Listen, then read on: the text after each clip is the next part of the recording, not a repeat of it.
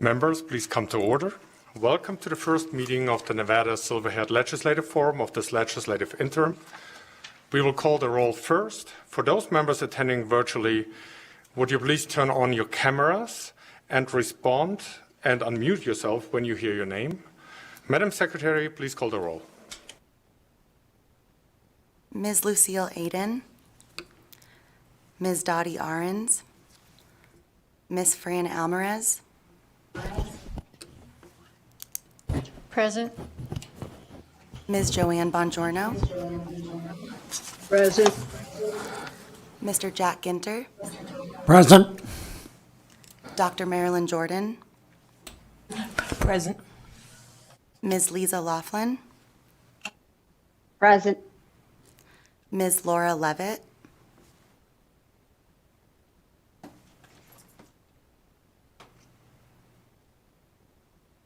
Ms. Peggy Levitt.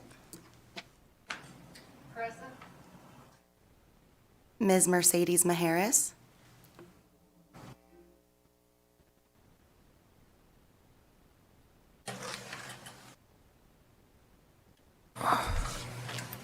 Dr. William Marchant. Present. Ms. Terry Robertson. Present. Mr. Fred Silberkraus. Present. Mr. Roger Troth. Present. Ms. Rosie Tyler. Present. Dr. Austin Wand. Present. Ms. Valerie Woods. Present. And Dr. John Yasenda.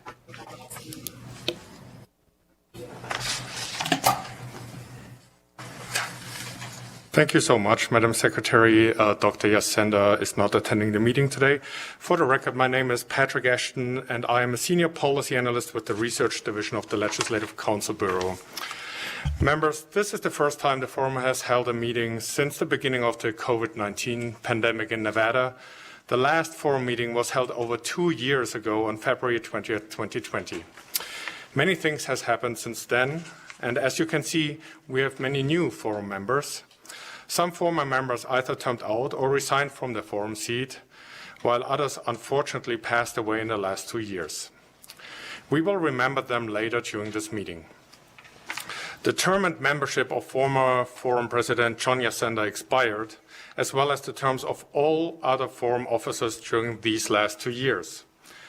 President Yasenda is unavailable for today's meeting, and sadly, Vice President Barbara Altman passed away last August. The two former facilitators are no longer members of the Forum. Since the Forum currently has no Forum officers, I, as nonpartisan staff, will chair this meeting until a new Forum president has been elected by you. The election of Forum officers is among our first agenda items. As nonpartisan legislative staff, I cannot advocate nor oppose any of the proposals that may come before you. I'm here to assist the future Forum president and the members with any questions concerning the Forum that may arise. Before we begin, I would like to make several housekeeping announcements. First, I would like to remind everyone to please silence all of your electronic devices, especially cell phones and laptops. For members joining online, please also mute your microphone when you are not speaking, but leave your camera on. Additionally, I ask our presenters on the Zoom video call to leave your cameras off and microphones muted until the agenda item under which you will present is called upon, or if any questions are directed to you. The Zoom video call has a chat feature. However, this feature is only to be used for technical assistance. Any links or information that you would like to share during your presentation should be stated verbally on the record. Agenda items may be taken in a different order than listed. 2 or more agenda items may be combined for consideration. An item may be removed from this agenda, and discussion of an item on this agenda may be delayed at any time. The Forum's meeting materials can be found on the Nevada Legislature's website. You can also sign up for electronic notifications related to any Forum activity on the website. If you wish to testify, in person, please sign in at the table by the door and leave your business card. If you do not testify, you may also want to sign in so there's a record of who is interested in a particular topic, or in the event the committee needs to contact you later. When testifying in person, please turn the microphones on to speak and off to listen. We have listeners and viewers in Carson City, Las Vegas, and online. We are recording this meeting, and it will be available on the legislature's website. We will have a public comment period at the beginning and end of the meeting. In addition to testifying in person, members of the public may provide public comment in 4 different ways, all of which are listed on the agenda. You can provide public comment by calling 669-900-6833, entering the meeting ID 814-8151-9880, and then pressing the pound sign. When prompted for a participant ID, please press pound again. You can also email comments to the forum's email address, mail written comments to the research division, or fax your comments. You can find the phone and fax numbers, email and mailing address on the agenda. With that, we will move to our next agenda item, public comment. For public comment, we ask you not to repeat what a previous commenter stated. An additional opportunity to make public comment will be available towards the end of the meeting. We will start with public comment from those in the physical locations and then move to public comment from anyone who has called in. Is there anyone in Carson City who would like to provide public comment at this time? Seeing none, is there anyone in Las Vegas who would like to provide public comment at this time? We are seniors here. We're concerned about healthcare and. Excuse me, sir. This is the public comment period for members of the public. For forum members, usually do not testify under public comment, but please also when you speak, turn on your microphone so we can hear you. Yeah. Yes, right, the button. Excuse me. Thank All you. right. So I think one of the issues is very important to any community is public school education.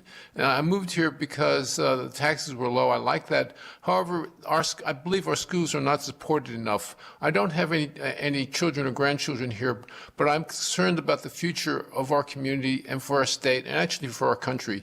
So the future really is that we need to support public school education. And I think our governor, I don't want to be too partisan, but I think our governor supports that.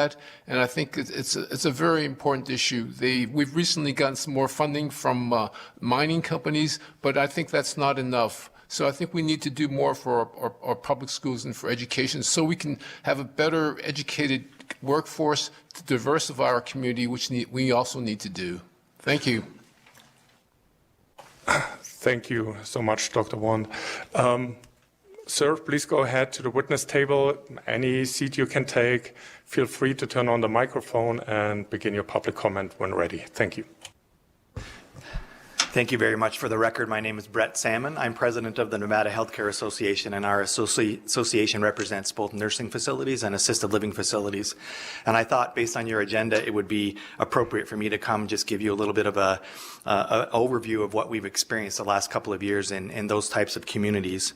All of us have been impacted by COVID-19, but not everyone has had to fight COVID-19 every single day.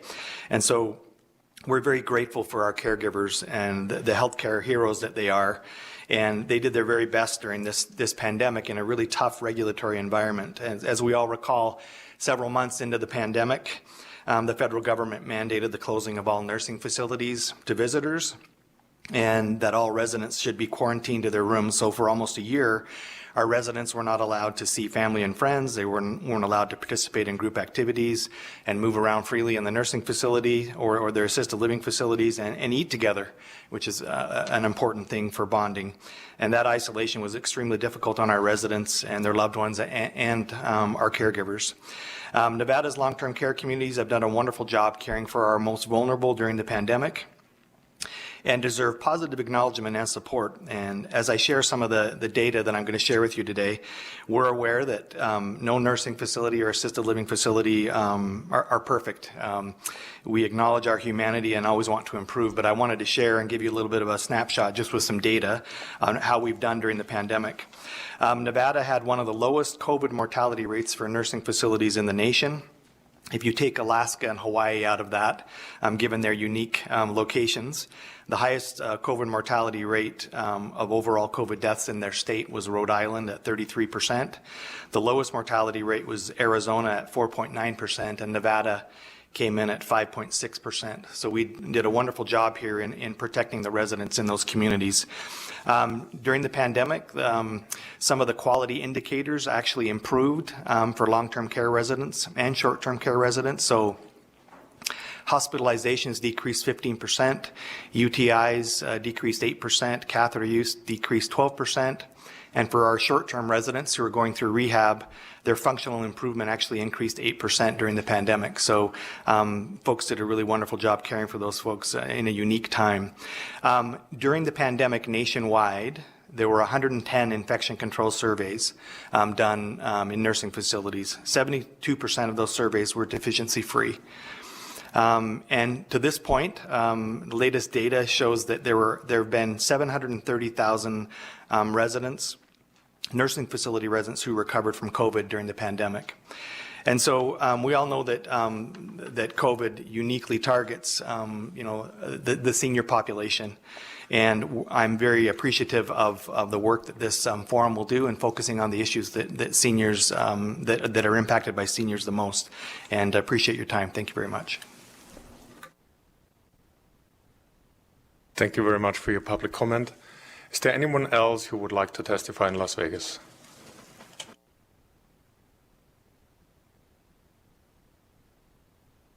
Seeing none, I'm asking our broadcast and production services staff to interact with those making public comment over the phone line. BPS, please add the first caller with public comment to the meeting. Thank you, sir. The public line is open and working. However, there are no callers at this time. Thank you very much. With that, we will move to our next agenda item, introduction of forum members and staff. I would like to take a few minutes so members of the forum and staff can introduce themselves. As stated earlier, we have many new members, so getting to know each other will be helpful. Members, I will call each of you up by Senate district.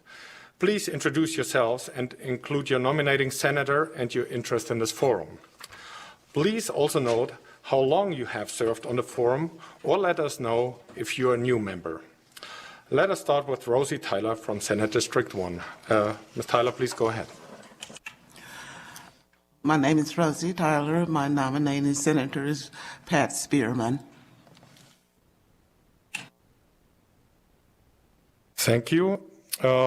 Senate District 2 is currently, the forum seat is vacant, so we move to Senate District 3. Mercedes Maharas, please.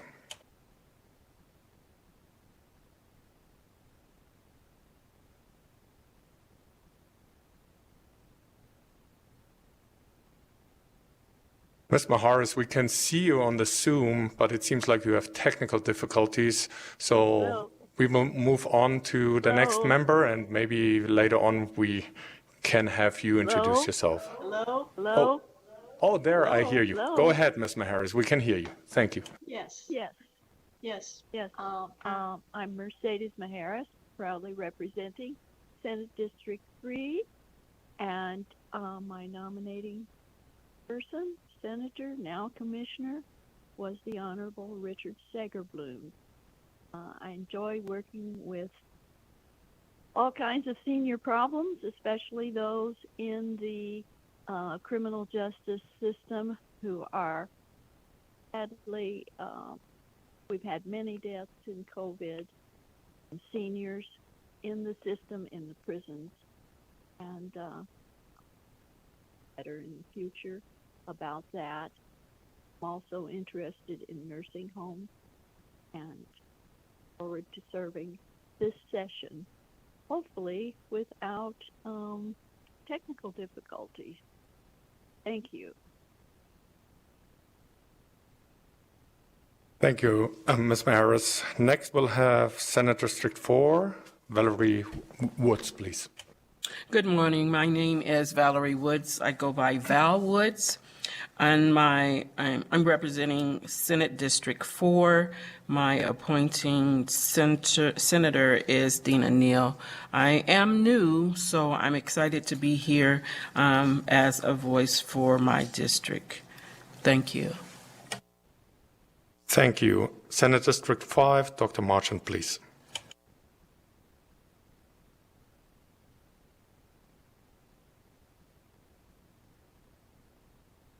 See, my name is William Marchant.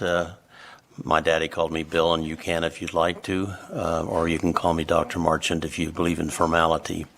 I was appointed by Joyce Woodhouse for the previous term, so this is the beginning of my second term, appointed by Senator Carrie Buck.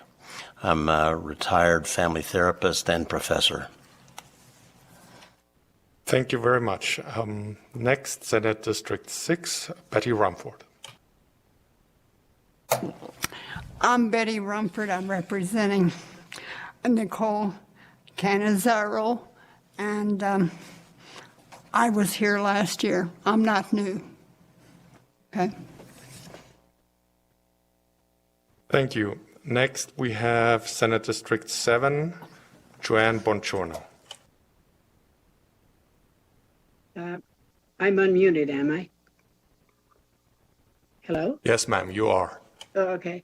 Joanne Bongiorno, I represent District 7 for Roberta Lang. I have been here 14 years, nominated by 4 different senators, responsible or instrumental in passing of the Silver Alert bill, which we're very proud of, sponsored by Senator Parks at that time. I am a financial consultant, proud to be with this legislative group, and welcome all the newcomers, and hope this year our agenda will be fulfilled. Thank you. Thank you so much. Next, Senate District 8, Laura Levitt.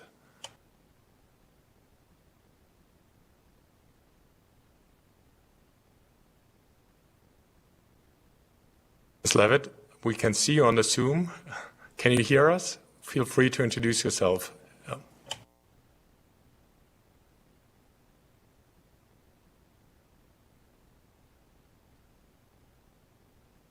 I don't think Ms. Levitt could hear us. Are you there? We can see you on the Zoom. Please feel free to unmute your microphone and introduce yourself. Okay, there may be some technical difficulties. So next we'll move to Senate District 9, Dr. Wand. Please go ahead. Good morning. Thank you, Mr. Ashton. My name is Austin Wand. My nominating senator is Melanie Scheibel. This is my first session, and I'm very happy to be here. Thank you. Thank you very much. We go to Senate District 10, Fran Alvarez. Good morning. I think this is, I think I've been doing this like 8 years. I was originally nominated by Senator Ivana Cancela. She moved on to work for President Biden, and she is now the chief of staff for our governor. My current senator is Fabian Donate.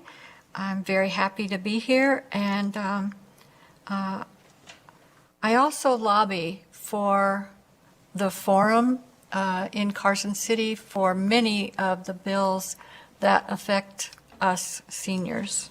Thank you. Thank you. Next, we have Senate District 11, Dr. Jordan. Good morning to our former membership, both old and new, to our guests and our community friends. My name is Marilyn Jordan, and I represent District 11, Senator Dallas Harris. I've been a member and serving since 2016. I'm an educational administrator, past superintendent of schools, principal, and financial analyst. And and I'm pleased to be back in session and once again working on the issues, concerns, choices, challenges, and changes impacting our more than 450,000 seniors across the state of Nevada. I always like to say that let us all remember there is always joy and happiness in our work if it helps others. Thank you. Thank you so much, Dr. Jordan. Is Peggy Levitt present to introduce herself? Yes, there we go. Hi, I'm Peggy Levitt. I was asked to serve by Dr. Joe Hardy. We're both from Boulder City, representing Senate District 12. By profession, when I worked, I was a social worker and worked actually with Dr. Marchant way back when.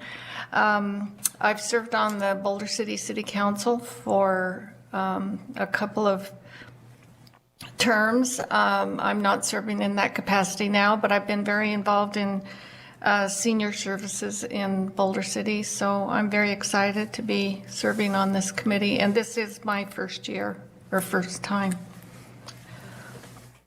Thank you so much. Next, we have Senate District 13, Lucille Adden, but I was told she is not present yet in Carson City. So then we move on to Senate District 14, John Paul Ginter in Carson City, please. My name is John Paul.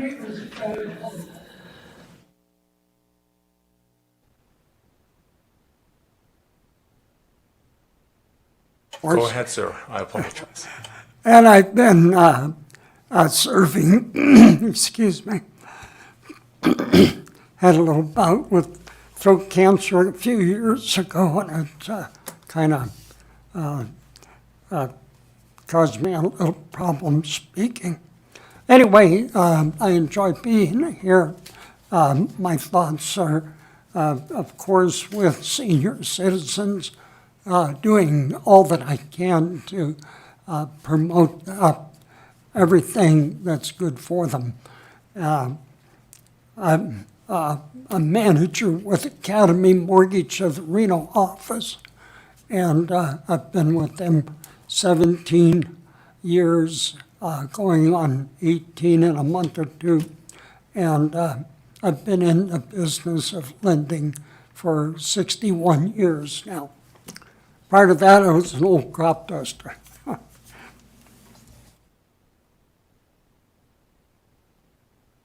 Thank you so much. Next, Senate District 15, Lisa Laflin. Good morning, everyone, and I'm excited to be part of the panel. I was nominated by Senator Heidi Seavers Gansert. I am pretty much a lifelong Nevadan. I grew up in Las Vegas and then moved to Reno to earn my degree in journalism at the university here, and then stayed north. I have a real love for the entire state of Nevada, having spent both my whole life here. And I guess my particular interest is the healthcare of our seniors. I've had both my mother and brother die here in Nevada, and my father, my brother, and my husband are all physicians. And then I also have public relations experience working in hospitals. So I'm very concerned about communicating with our seniors also, because I think there is a gap with all the technology. So I'm looking forward to being part of this committee, and thank you for welcoming me. It is my first year. Thank you very much. Next, we would have Senate District 16 and 17, but both forum seats are currently vacant. So we move on to Senate District 18, Roger Troth, please.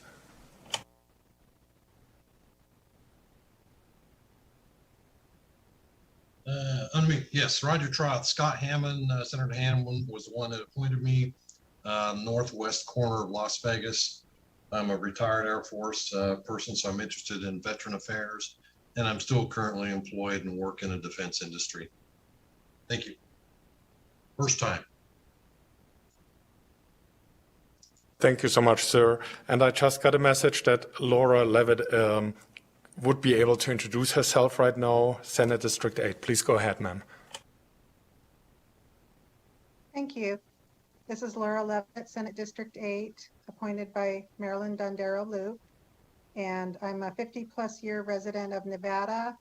I retired after 27 years for the state of Nevada, and I belong to several community groups.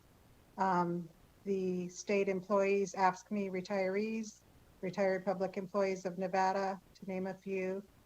And I read something this morning that I got on email that I liked. Aging is just another word for living. So thank you very much. Thank you so much. Next, we would have Senate District 19, Doris Ahrens, but she is not attending but excused from this meeting today. So we move on to Senate District 20, Fred Silverkraus.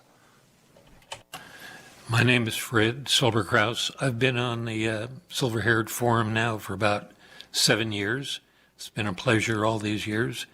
I'm happy we're finally at a point where we can get back and meet in person, those of us that can show up. Looking forward to the committee and the forum being much more active than we have been able to be for the last 2 years. So I hope we're going to have a full agenda coming up for the next 12 months and look forward to participating. I'm still working as a private security consultant and look forward to working with all the new people as well as the folks that have been on the board before. Thank you. Thank you very much. And last but not least, Senate District 21, Terry Robertson.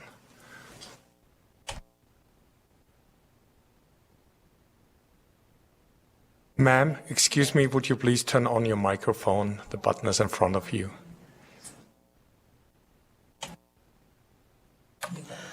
Well, first off, I'm not smart enough to turn on my mic.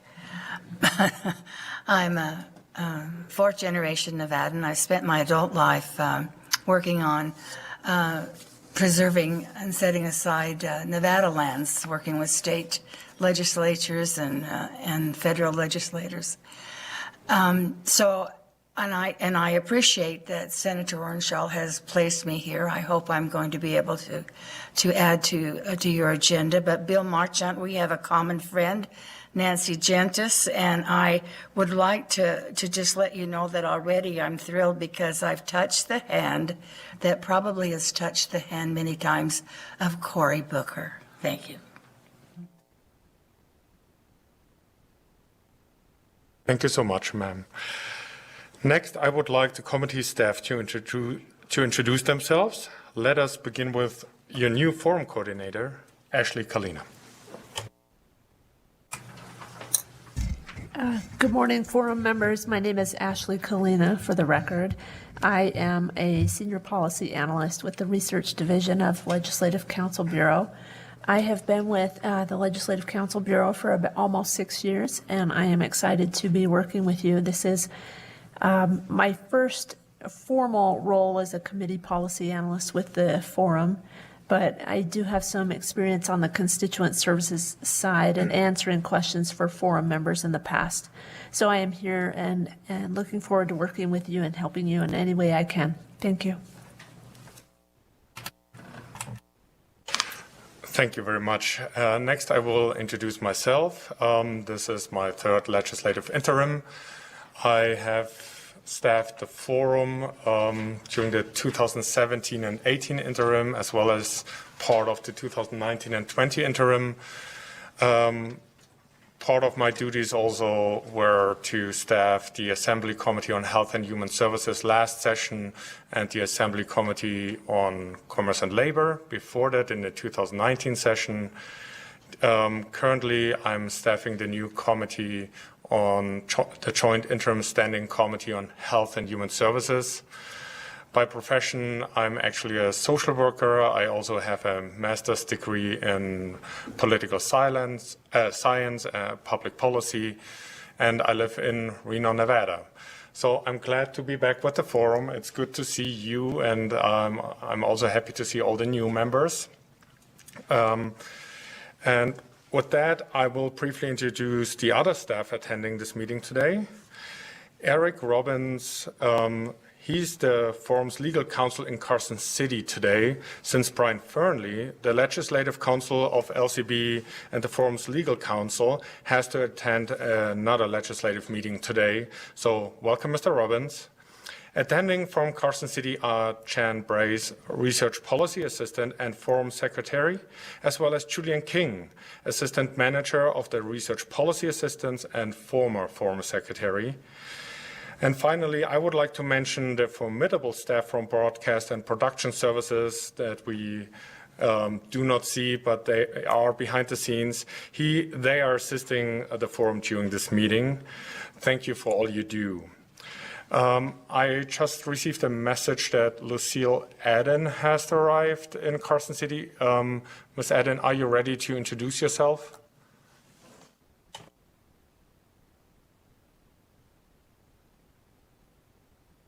Good afternoon. I am Lucille Adden. Sorry I'm late. I got turned around this morning, got off the freeway at the wrong exit. So I am here. Thank you. Could you please tell us briefly who's your nominating senator, how long you've served on the forum, and anything else that you would like to say, please? Okay. Julia Ratty was my senator, and I have been on, how long have I been on the board? Oh, geez, 3 years, 4 years, I think. I think this is my third term, yes. And I was interested in the nursing homes, but since the COVID came along, there's not too many I could visit. So yeah, we have been at a standstill for this past 2 years. It's good to be back. Sorry I'm late. So that's who I am. I've been in the community since 1962. And have been involved in a lot of organizations and boards in Reno Sparks. So here I am. Thank you. Thank you very much. And this concludes our introductions. Next, we will move on to the election of forum officers.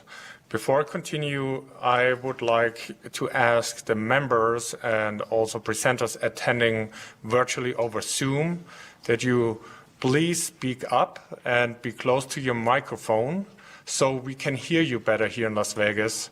Unfortunately, some members that are attending virtually, we could barely hear you. So during the election, we will ask you to speak up, and there it will be really important that you're close to your microphone and that you make your vote and that you speak up during your vote. Okay.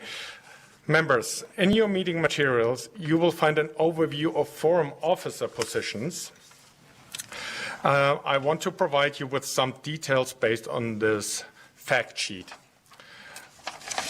Looks like this.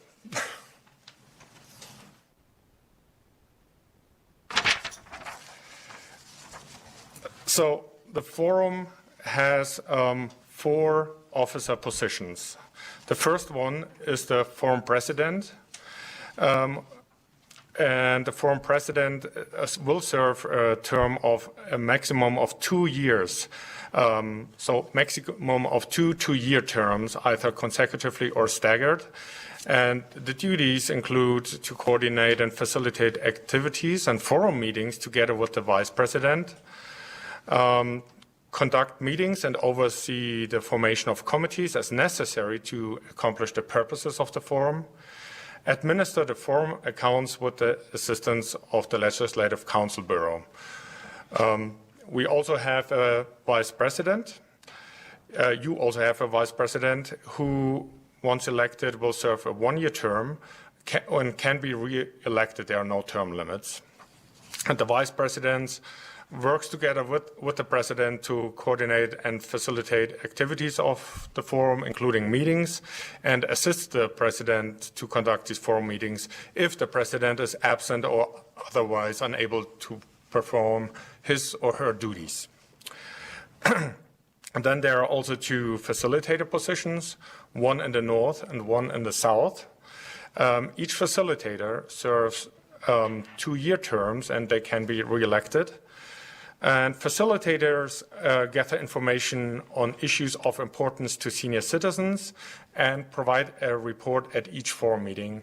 And those members that have been here during the last interim may remember there were some agenda items in the past on each of the meetings we had before the pandemic that were a report from these facilitators.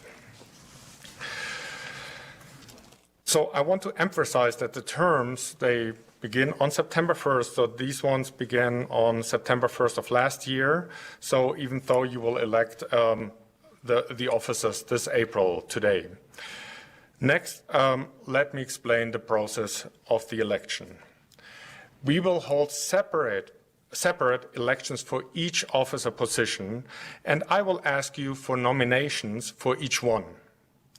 If a member is nominated for an officer position, he or she needs to accept the nomination in order to be considered for the position. Nominees will have the opportunity to deliver brief remarks before the vote. After we have received all nominations, the Secretary will take a roll call vote.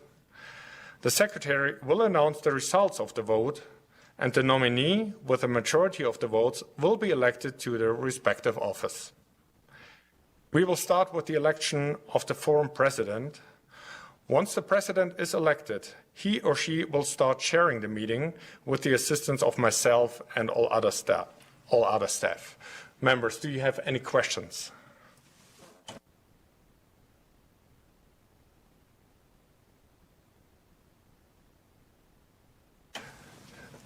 Seeing none, with that, I will accept now nominations for the officer position as forum president.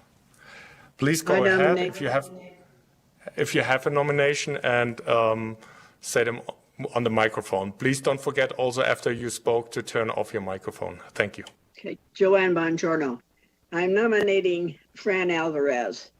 I've been here 14 years, and I think she has the ability, the experience to carry forth such a job. I'd like to nominate Marilyn Jordan. She seems like she knows that, what she's doing over here, and she's been around, and I think she'd be a great president.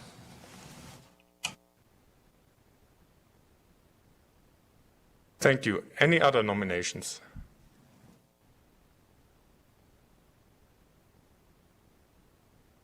Okay, then I will ask first, Ms. Fran Alvarez, do you accept your nomination? Yes, I do. Thank you. Thank you very much. Next, Dr. Jordan, I'm asking, do you accept your nomination? Could you please state that on the record? No.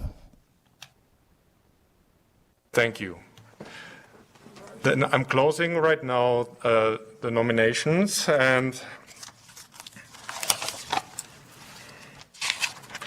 since only one member was nominated, we will take a roll call vote. The nominee is Fran Alvarez. Before taking the vote, I will open it up for discussion. Does anyone of you have any comments they would like to make before we take a vote? Ms. Alvarez, if you want to make a statement in favor of your candidacy, please feel free to do so at this time as well. Thank you, Patrick. And thank you, Joanne. That was a surprise. Thank you for your faith in me. I've enjoyed serving on this forum and worked with Dr. Jacinta for several years. I hope I can fill his shoes. Thank you. Mr. Chairman, I propose we elect the nominee by acclamation. Thank you, sir. We are still right now in the period I'm asking for comments from members. After that, we will actually have a roll call vote. Because we have members attending in Carson City on the Zoom and here. So we will ask every member for either a yes or no vote. for the nominee. So, members, before we continue to the vote, I'm asking, are there any other comments from forum members, either in Las Vegas, Carson City, or on the Zoom?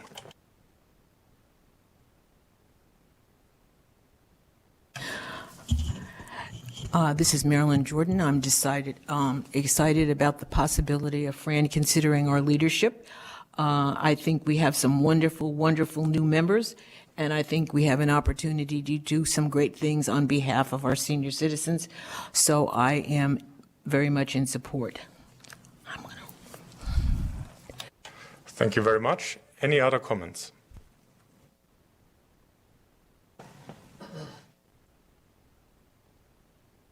It seems like Ms. Maharas, do you have a comment? No comment. Thank you very much. Well, at this point, thank you, members. Members, if you are in favor of Fran Alvarez serving as forum president, please say yes when your name is called. When opposed, please say no. Secretary, please take the vote. Ms. Lucille Aiden? Yes. Ms. Fran Alvarez? Yes. Ms. Joanne Bongiorno? Yes. Mr. Jack Ginter? Yes. Dr. Marilyn Jordan? Yes. Ms. Lisa Laflin? Yes. Ms. Laura Levitt? Yes. Ms. Peggy Levitt? Yes. Ms. Mercedes Maharas? Abstain. Dr. William Marchant? Abstain. Yes. Ms. Terry Robertson? Yes. Ms. Betty Rumford? Yes. Mr. Fred Silberkraus? Yes. Mr. Roger Troth? Yes. Ms. Rosie Tyler? Yes. Dr. Austin Wand? Yes. Ms. Valerie Woods? Yes. Thank you. Ms. Fran Alvarez received 16 yes votes and 1 abstained. Mr. Ashton, can you please confirm the results? Yes, I can confirm these results. Fran Alvarez will serve as forum president. Congratulations.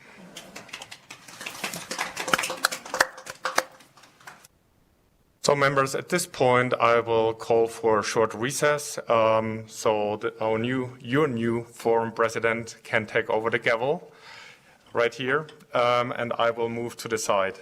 So, again, congratulations and a short recess. Thank you.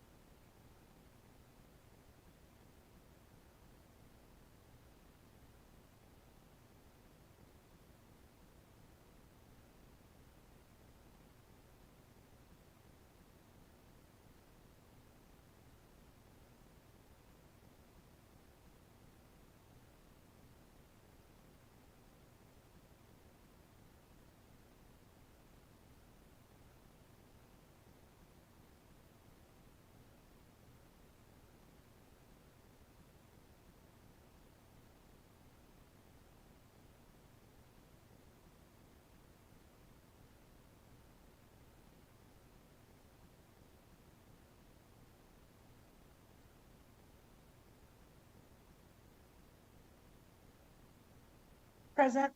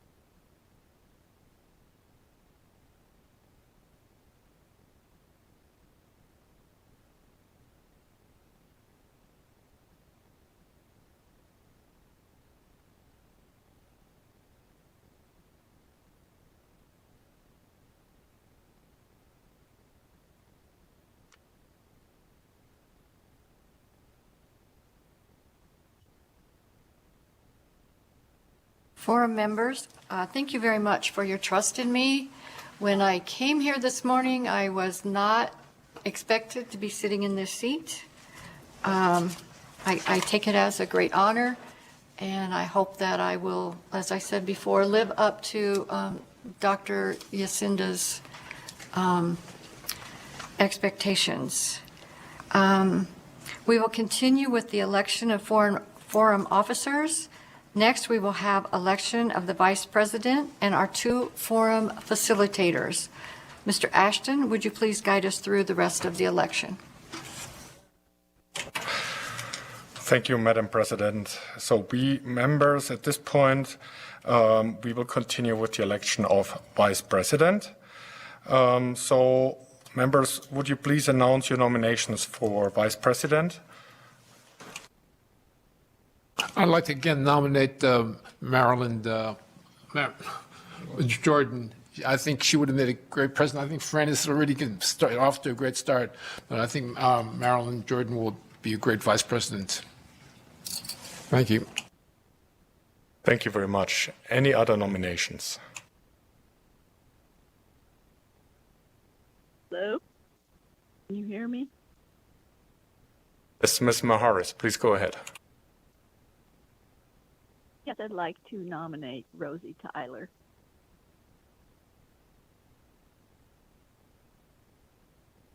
Can you hear me? Yes, thank you, Ms. Maharas. You nominated Ms. Rosie Tyler, correct? That's correct. Thank you. Any other nominations for the position as forum vice president? I apologize.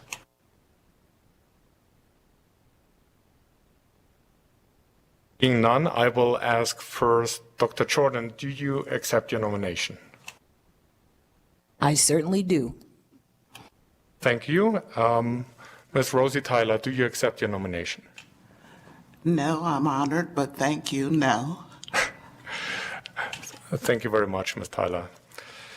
This will, so I will close the nomination period for vice president, and we will continue with a roll call vote for the only nominee we have for the forum officer position as vice president, Dr. Marilyn Jordan. At this point, Madam Secretary, would you please say, sorry, 1 second. If you would please go ahead with the roll call vote. Members, if you want to vote for Dr. Jordan as the vice president, please say yes. Or if you don't want to vote for her, please say no. Secretary, please commence the vote now. Ms. Lucille Aden, Yes. Ms. President Fran Alvarez, Yes. Ms. Joanne Bongiorno, Yes. Mr. Jack Ginter, Yes. Dr. Marilyn Jordan, Yes. Ms. Lisa Laflin, Yes. Ms. Laura Levitt, Yes. Ms. Peggy Levitt, Yes. Ms. Mercedes Maharas, Yes. Dr. William Marchant, excuse me, Yes. Ms. Terry Robertson, Yes. Ms. Betty Rumford, Yes. Mr. Fred Silberkraus, Yes. Mr. Roger Troth, Yes. Ms. Rosie Tyler, Yes. Dr. Austin Wand, Yes. and Ms. Valerie Woods. Yes. Thank you. In the election for forum vice president, Dr. Marilyn Jordan received 17 yes votes. Mr. Ashton, can you please confirm these results? Yes, Madam Secretary, I can confirm Dr. Jordan will serve as vice president of the forum. Congratulations. There is truly joy in the morning. Thank you so much, Dr. Jordan. Madam President, with your permission, we could continue now with the election of the Forum Northern Facilitator. Yes, please, Mr. Patrick. Thank you so much. I'd like to nominate. Members, with your, at this point, please announce your nominations for the Northern Facilitator. And I did hear already somebody on the microphone. Who was that, please? This is Jack Ginter. I'd like to nominate Lucille Aden. Thank you very much for your nomination. Any other nominations?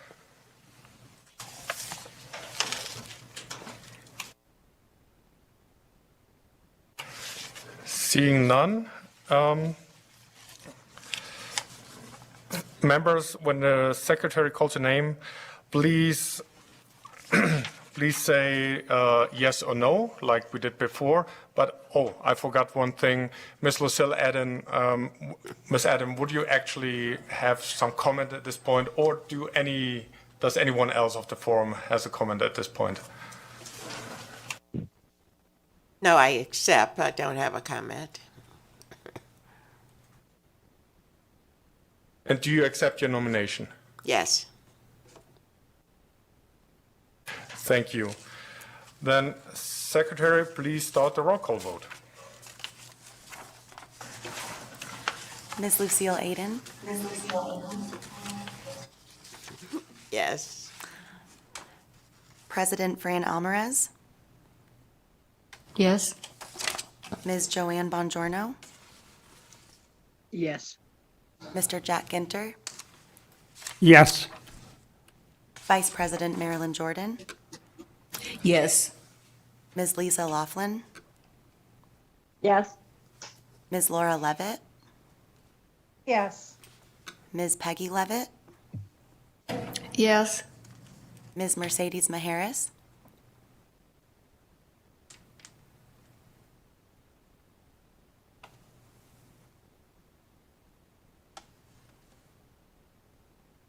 Yes. Dr. William Marchant? Yes. Ms. Terry Robertson? Yes. Ms. Betty Rumford? Yes. Mr. Fred Silberkraus? Yes. Mr. Roger Troth? Yes. Ms. Rosie Tyler? Yes. Dr. Austin Wand? Yes. And Ms. Valerie Woods? Yes. Thank you. In the election of the Northern Facilitator, Ms. Lucille Aden received 17 yes votes. Mr. Ashton, can you please confirm the results? Thank you, Madam Secretary. Yes, I can confirm Lucille Aden will serve as the forum's Northern Facilitator. Congratulations.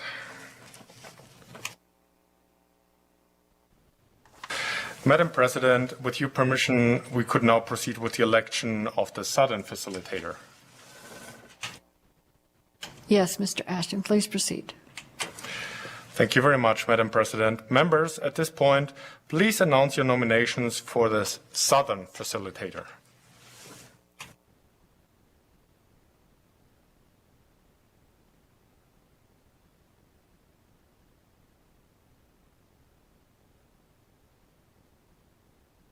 Members, I would like to remind yourself you can also nominate yourselves if you want to.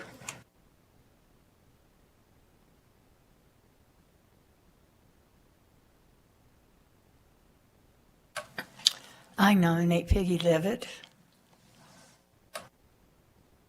Thank you.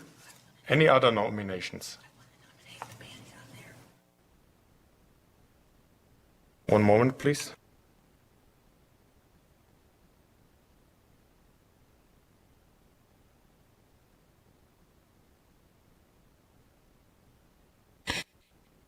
I'd like to nominate Mr. Marchant, Dr. Marchant. Thank you very much. Any other nominations, forum members, for the Southern Facilitator position? Yes. I'm nominating Rosie Tyler.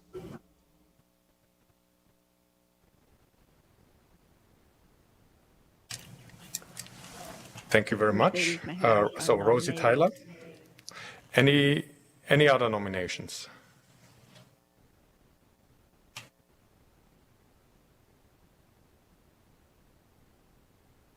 Hearing none, I will ask first Ms. Peggy Levitt. Do you accept your nomination? I'm very honored to be nominated, but I'm so new at this, I don't even know what this position does. So I won't accept at this time. Thank you. Next, I'll ask nominee Dr. Marchant. Do you accept your nomination? I'd like to decline in favor of Peggy Levitt, please. You have to come up to the defense of your former student at some point. Thank you, Dr. Marchant. You also declined. Ms. Rosie Tyler, you are the last nominee. Do you accept your nomination for Southern Facilitator, Ms. Tyler? Yes. I heard a yes, correct?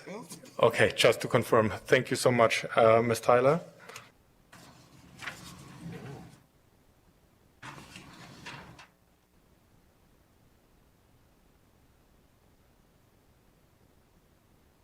Members, since only one member was nominated, since only one member is left now for the Southern Facilitator position, we will take a roll call vote. Before taking the vote, I will open it up for discussion. Does anyone have any comments they would like to make before we take a vote? And Ms. Tyler, if you want to make a statement in favor of your candidacy, please feel free to do so at this time. Okay, again, I'm honored to be nominated. I don't even know what to say other than, what's going on with senior citizens in my community and all communities is very important to me. And I'm honored to be able to represent the senior citizen all over, just not my community. In all areas, healthcare, economics, and things of that nature. I'm a retired healthcare provider, and healthcare for senior citizens is very important to me. Basically, that's it. Thank you very much, Ms. Tyler.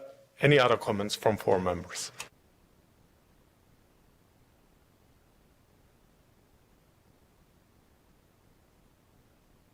Seeing none, members, if you're in favor of Rosie Tyler serving as your Southern Facilitator, please say yes when your name is called.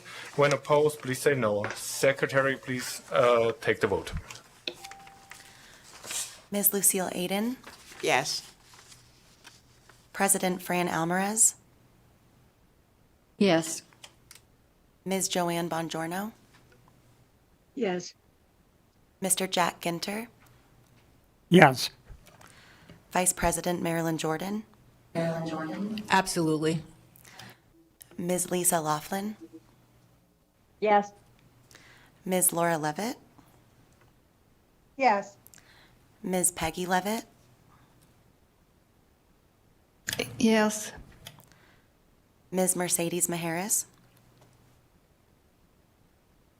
Yes. Dr. William Marchant, Yes. Ms. Yes. Ms. Terry Robertson, Yes. Ms. Betty Rumford, Yes. Mr. Fred Silberkraus, Yes. Mr. Roger Troth, Yes. Ms. Rosie Tyler, Yes. Dr. Austin Wand, Yes. and Ms. Valerie Woods. Yes. Thank you. In the election of the Southern Facilitator, Ms. Rosie Tyler received 17 yes votes. Mr. Ashton, can you please confirm the results? Thank you, Madam Secretary. Yes, Rosie Tyler received a majority of votes and is therefore the elected Southern Facilitator. So at this point, this concludes our elections. Madam President.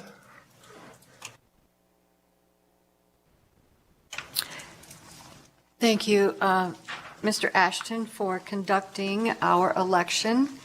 And let me say thank you very much to Marilyn Jordan for accepting Vice President, to Lucille Aiden for the Northern Facilitator position, and Rosie Tyler for the Southern Facilitator. I look forward to working with all of you. And thank you again.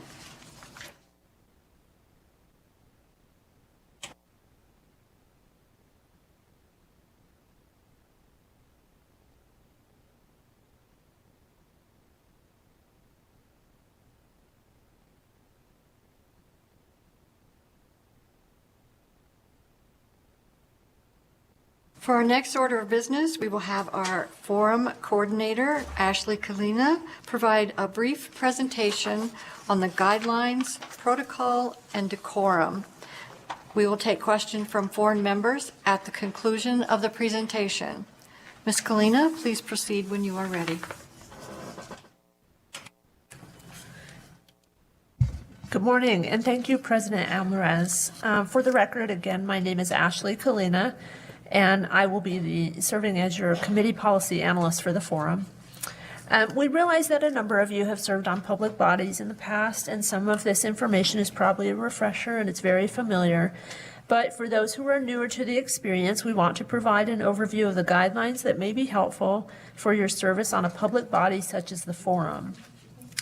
In your meeting packet, you will find an informational memo titled Meeting Protocol and Guidelines of Decorum, and that is available so that you can follow along during this presentation. I don't have any intention to read through all of the information that's covered in this document, but I do want to highlight some particular points that will help to make the meetings as effective and streamlined as possible, and it'll be a more positive experience for everyone involved. I encourage you to take time to read this memo at your leisure so that we can all have a greater understanding of how we can make the forum function as well as possible. So to begin, I want to go over how the forum functions in a hearing process. So the hearing serves a twofold purpose.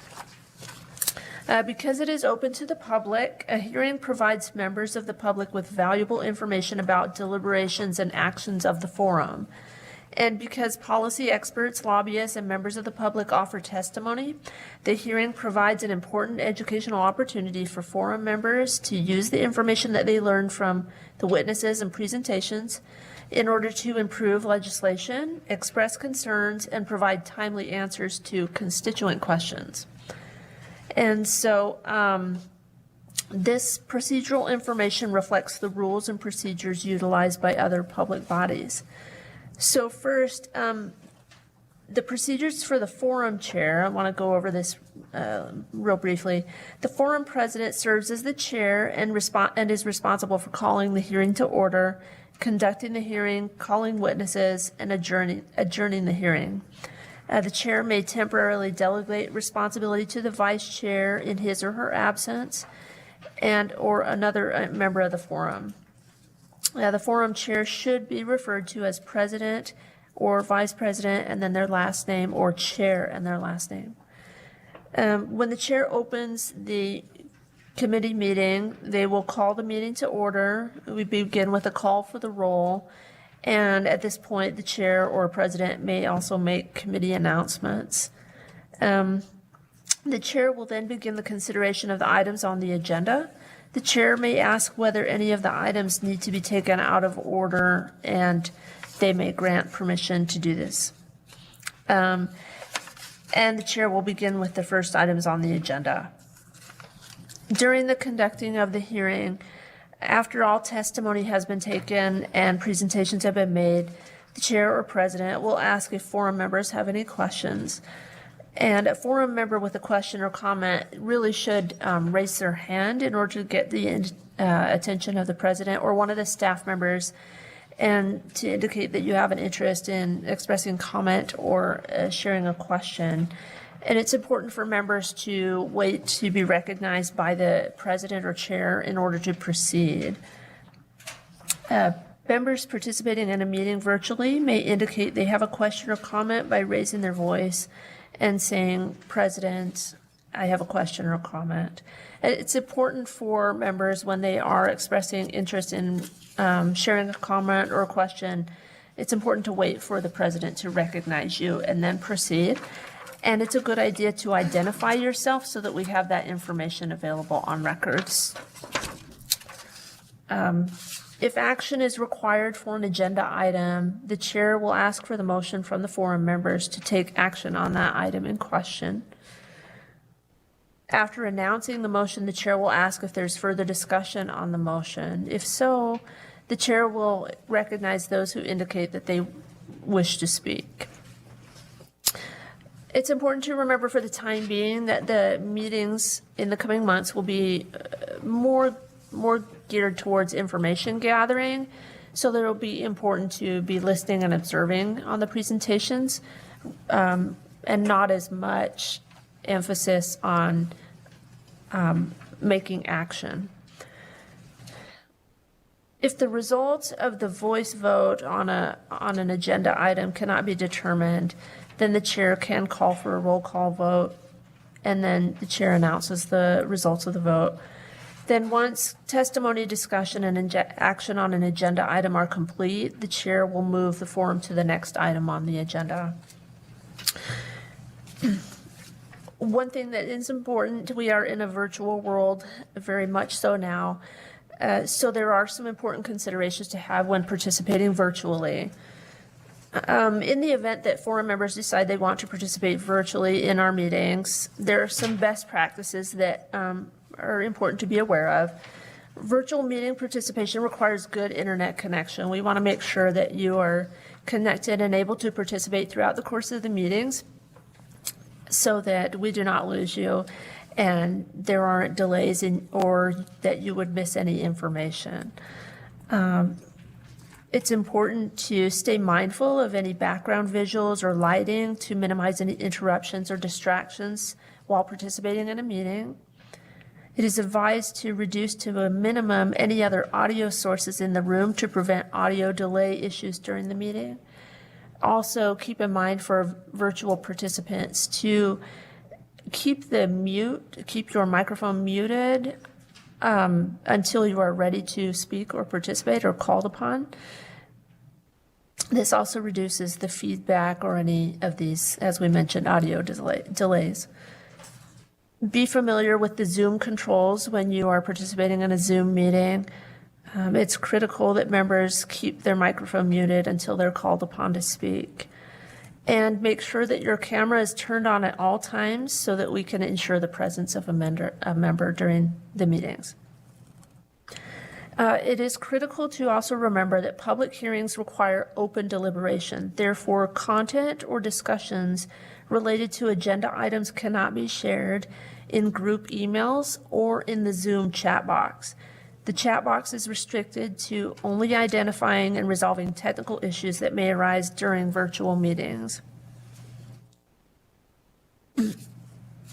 So as far as the public comment portion of a meeting, when all the items on the agenda have been addressed, the chair will ask for any public comment or testimony on issues related to the business of the forum.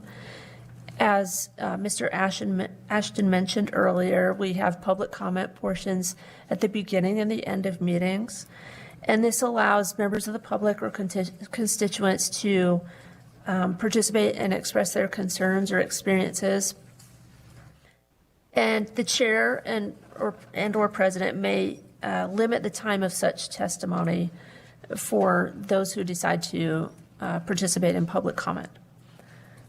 The public comment portion creates a limited opportunity in which greater free speech protections apply for members of the public who wish to participate in these meetings. As a result, it's necessary for forum members to refrain from discussion of additional topics that may be mentioned that have not been included on the agenda.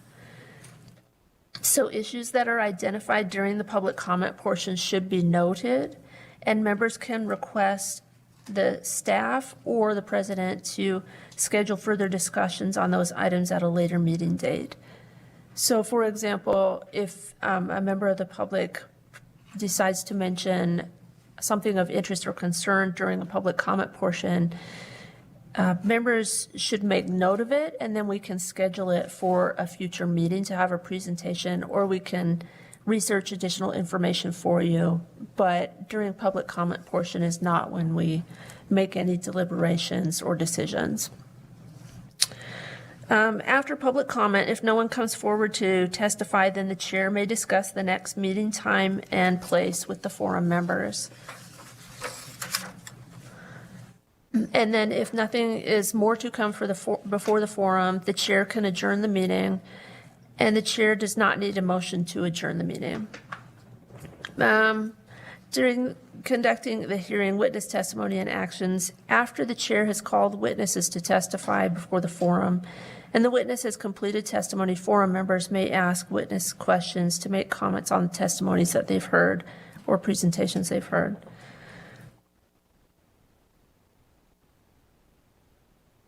So the witnesses are members of the public, experts in a particular field, or public officials or others who testify before the forum. It's important to maintain formalities during the meetings, so when we acknowledge those who are presenting, we address them as Mr. or Ms., Doctor, or if Governor or Senator or Assembly member. It's important to have those titles to maintain the formality of these meetings. An important thing to keep in mind for these meetings and that we operate under open meeting law. I want to bring your attention to this as well. The forum is a public body and is subject to open meeting law along with its subcommittees. Public bodies working on behalf of Nevada citizens must conform to statutory requirements in open meetings under an agenda that provides full notice and disclosure of discussion topics and any possible action. So just as a reminder that when we have these meetings, we specifically discuss those items that are on the agenda, and we stick to those items only and don't bring up or address other items. We can schedule those at a later date or another meeting. Keep in mind, action is only to be taken by the body as a whole. Individual members do not have decision-making powers and may only speak on behalf of the body if authorized to do so during an open meeting. Again, group emails are considered closed meeting under open meeting law, and they are not an appropriate place to conduct forum business. So just in closing, I just want to remind you that this may not be all of the possible topics regarding meeting protocol and guidelines. However, I do trust that this information provided in the memo is beneficial to you. If you do have questions or concerns, you're more than welcome to contact me or Mr. Ashton. And we are happy to help you with whatever you need or any questions that may arise. So with that, I am thanking you for this opportunity. If you have any questions, I am open to that at this point.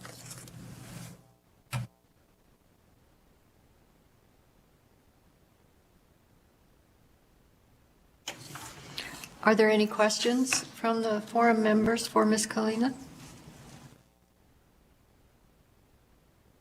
I have a question about redistricting. So the senator that appointed me will no longer be my senator going forward. So what happens then?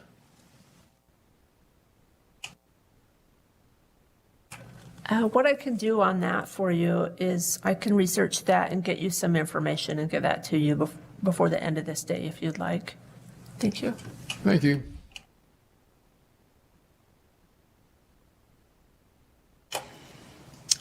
Anyone else have a question? Thank you, Ms. Kalina. We will now move on to the next agenda item. However, Mr. Gold, if I may, I would like to call a 10-minute recess so that everyone could stretch for a minute, possibly have a restroom break.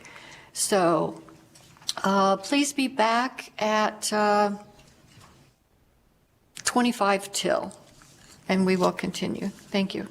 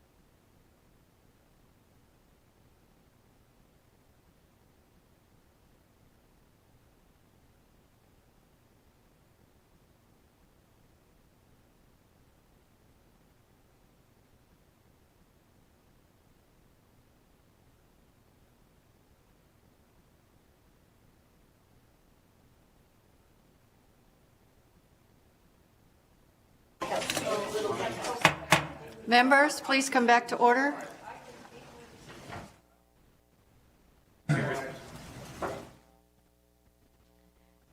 At this point in the meeting, we will have a presentation by Mr. Barry Gold, sorry Barry, mumbling your name there, from AARP on the 2021 legislative session with focus on bills passed pertaining to senior issues. We will take questions from foreign members at the conclusion of the presentation. Mr. Gold, please begin when you're ready. Thank you. Madam President, members of the forum, for the record, my name is Barry Gold. I'm the Director of Government Relations for AARP Nevada. It has been my pleasure to speak to the forum pretty much every interim for the last 17 years since I moved here. So AARP enjoys the working relationship we have with the Silver-Haired Forum. What I will say before the pandemic, my hair was dark. So the pandemic does remarkable things, isn't it? You know, only my hairdresser knows for sure. But so the pandemic changed a lot of things. So what I wanted to say is I've worked for a long time at the Nevada Legislature. I've put in 9 sessions there. I know Patrick, Mr. Ashen, very well, having testified in front of a lot of different committees. I am well known in Carson City and in this building for my tagline. Every time I testify and speak, and I'll get it out of the way here early, I always say, on behalf of the 345,000 members of AARP across the state, no one else has a constituency that large. Now, normally, when I speak to a group of people, I don't think that, I like to say 1 or 2 of you might be members of AARP. Okay, but looking at this group, there may be more like 3 or 4 of you who may be members of AARP. And the best part is when I say that, and then a couple of the state legislators actually pull their AARP card out and they hold it up. That's a great thing. And the reason why I do that is because it really shows who we are and that we're out there and we vote. And that's very important because there you go. And those of you who know, AARP is strictly nonpartisan. We're a 501c4. And so we're allowed to lobby, but we lobby on issues affecting not just older adults, but really everyone. Our founder, Dr. Ethel Percy Andrus, said what we do for all. And that's what we like to do. So that's why they always know that. And sometimes after I'm done testifying, they kind of lean in and say, are you going to say it, Barry? Are you going to say it? And so I've said that, and the number has grown and grown and grown over the years, how many members that we have. And it's important to do that because AARP does not contribute, support, or endorse candidates, ever. But what we do is all of our members vote, and you all know that. We are the absolute voters. We make decisions. Our current voter engagement campaign that we're in is 50 plus. We'd make the decisions, okay? And we really do help to do that. So I've worked with the forum, like I said, for a number of years, informing, giving information, and also seeing if I can get the forum to support AARP priority legislation. And I've never had a problem with that because it's all stuff that helps older adults. So let's get on and let's talk about legislation from 2021. Now, this is not an exhaustive list. There was a lot more bills that probably affected older adults in one way or another. Let me tell you, I'm a busy guy, a popular guy in Carson City. All the lobbyists came up and said, Barry, can I talk to you? I have this bill that affects seniors. It may have been whether it's about HOAs or whether it's about landscaping or whether it's about buses or whatever it is. There's one little part that might affect older adults, and yes, indeed it was, but it wasn't on our agenda. So I have to graciously say, thank you very much for coming and talking to me, but that's not on my agenda, so I will not be weighing in on your bill. But so these are most of the bigger things. This is some of the stuff that AARP engaged in, either in opposing or supporting. So the first bill that we have is AB 35, and that was the age of eligibility for some services that the Aging Division supplies in the community, and it really lowered that age requirement from 62 to 60, which doesn't seem like a big deal, but if you're 60 or 61 and you need some of those services, before you technically were not eligible for them. It also combined some services for both people with disability and just older adults, and that was important as well, because if you need the help, you need the help. So that was important. So that was AB 35. AB 76 was a nice little bill. It's for a veterans adult day daycare. It didn't fund it. All it did, it was an enabling legislation, and it said the Veterans Administration is allowed to investigate whether it would like to open and fund their own adult daycares. For those of you who are not familiar with adult daycare, it's a place where older adults go who need a lot of help. Let me put it that way. They're not senior centers. These are people who need supervision. They may need help with feeding. They need a lot of different things. So they need a lot of help. So right now, there's adult daycares here, but sometimes there's a waiting list. It's very expensive. And if you're on Medicaid, you can sometimes go and they'll pay for that, but it's a limited amount. If the VA is able, and now they are, because this bill has, they can open their own adult daycares, they fund the entire thing. So if vets want to go there, it costs them nothing. The other good thing, if vets can go there, they can be around other veterans. And for those of you who either are vets or know vets, I'm not going to say it's a closed society, but they all know each other. They all get along. They have a unique bond that they have. The other great thing about it is all of a sudden now, if there's a waiting list, there's not enough spaces for people on Medicaid to go to an adult daycare. If you take all those vets and put them in the veterans adult daycare, it opens up spaces. So it's a win-win for everybody. I have not heard that the vets have actually moved forward with plans to open one, but they are allowed to now. AB 177 is a great little bill. If you think about what it's going to do, it's labeling prescription drugs. What it says is you're allowed to ask your pharmacist to put the how to take your prescription drugs on the label. So that's take 1 3 times a day or take 3 twice a day. Okay, you think about that. Prescription drugs, I'm well known for telling the legislature that prescription drugs don't work if you can't afford them. Prescription drugs also don't work if you don't know how to take them. So if you're able to put that, if you don't speak the language and it says take 1 3 times a day, you don't know what that says. So that's a great little bill. It's something simple that can have a large difference. AB 190 was AARP's legislation. It took us 3 sessions to get it back. It's the Caregiver Sick Leave Bill. And what it does, it says that if you are a caregiver and you are still working, here I go. You asked me this question, so I'm going to talk about this bill for a second. There are about, are you looking at me like I should hurry, Mr. Ashton? A little bit. So there's about 340,000 family caregivers in our state, unpaid caregivers taking care of family members, okay? About 60%, we did some research, and about 60% of these family caregivers are still working full or part-time. Now, what this bill does, it says if you are an employee and you work for a company that already gives you paid or unpaid sick time, you are allowed to use a portion of that sick time to care for someone else. Now, some of you say, what's the big deal about that? I work for AARP. I have sick time. I can use my sick time for me. I can use it for my wife. I can use it for my kids. The state of Nevada lets their employees do that. But a lot of businesses, your sick time is for you and you only. So what we really want to do is make a more humane use of sick leave. Okay? You have to do it within company policy. If you have to call in beforehand, whatever you need to do according to company policy, you still have to do. So that's what this bill was. We finally got it passed. So now in the state of Nevada, if you are an employee who earns sick leave, you can use some of that to care for a family member. I hate to say the pandemic helped to get that understood, but there were legislators who voted against it beforehand that said, you know, all of a sudden I had to take care of my mom. I had to take care of my dad. They had COVID. It was quite a chore. I needed to use my sick time. So they got it. They figured it out. So that was a great thing, and now that's law in our state. It does not require employers to give anything extra. They don't have to give extra sick time or extra benefits, only what they already do.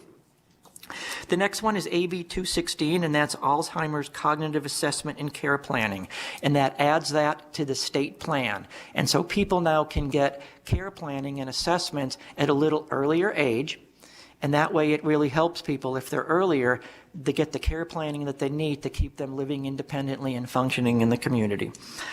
The next bill is what we call the Training Unlicensed Caregivers in Facilities, and this took a few sessions too. What you will notice is there's legislation that sometimes doesn't pass the first time. It's the old try again, okay? You don't want to try too many times, and then it's like, well, there's that loser again. They're just trying to pass this bill. So what this one is what I will tell you is Nevada is very good at doing background checks and fingerprinting for people that work in certain facilities. Now, Mr. Salmon, who's back there, in nursing homes, they're licensed facilities. Everybody that takes care of people is licensed, whether they're CNAs or nurses, dietitians, and they have specified strict training that they have to do. But some of the group homes and some of the assisted livings and some of there's something called housing for individual residential HERCs. They're called HERCs, housing for individual residential care. There's not such strict training on who those people are, okay, and what they need to do. And the idea is we fingerprint and we background check them, but if you are going to go live in one of those places or go get services in one of those places, or you're going to place a family member there, you really want to know when you walk through those front doors, the people in there know what they're doing and they've been trained. But for a lot of the facilities, that wasn't so much the case. The facility made that decision. Now the Board of Health, with this bill, the Board of Health makes a decision on what types of facilities. Like I said, hospitals, nursing homes, they're already covered. Those people, there's strict training, the things they need to do. But some of those others that didn't decide what those facilities are and what those topics and issues they needed to get training is, and also to find low or no cost training available on the internet, because that's the problem is, are you going to drive these businesses out of business because they can't afford it? So it's a way to make sure that people get the caregiving they need. AB 344 is a hospital transition program. It just says that we're going to develop more programming, including family caregivers, that we can get people out of the hospital, transition to going home. This is people that are going home, to making sure there are programs to make sure they stay there. And they are working on getting those programs in place. AB 433 is one of my favorite bills, and that's the interim committee bill. What they did is they changed the structure big time on the interim committees. There's always been an interim health committee and an interim education committee and a few other committees, but now there's some joint committees, and a lot of the littler committees. There was a committee, whether I'm going to make it up, a committee on mining and a committee on dental hygiene and a committee on something else. They all went away. They got rid of all of them. Okay? Is that good? Is that bad? If it affects you, that's bad. There's a committee called the Legislative Committee on Seniors, Veterans, and Adults with Special Needs that has been around for 17 years. I helped, AARP helped get that bill, get that committee passed. That was one of the ones that was going to disappear. What I will tell you is a lot of the issues that committee hears do not get heard very much, do not get a lot of attention in some of the new joint standing committees or the bigger committees. So we fought very hard with some very strong testimony to get that pulled out of this bill, AB 433, and it specified specifically that that committee would still exist. So I believe it was 2 weeks ago that I testified in front of that committee with a very similar presentation, and that's the reason why that committee still exists. And that is a great committee that does a lot of different things. Now, those interim committees that you heard about and the interim committees of that one, they get BDRs, bill draft resolutions, and that's what turns into actual bills in the legislature. So from the senior committee, they now have 6 BDRs. That means 6 pieces of legislation they can submit to the legislature to be considered to pass into law. In the past, I have had issues AARP wanted be those BDRs, those pieces of legislation, to get them passed. So we're really excited about that and to get that done. In fact, that caregiver sick leave bill came from the senior committee. We brought it to them. They said, that's great. Let's go ahead and submit that.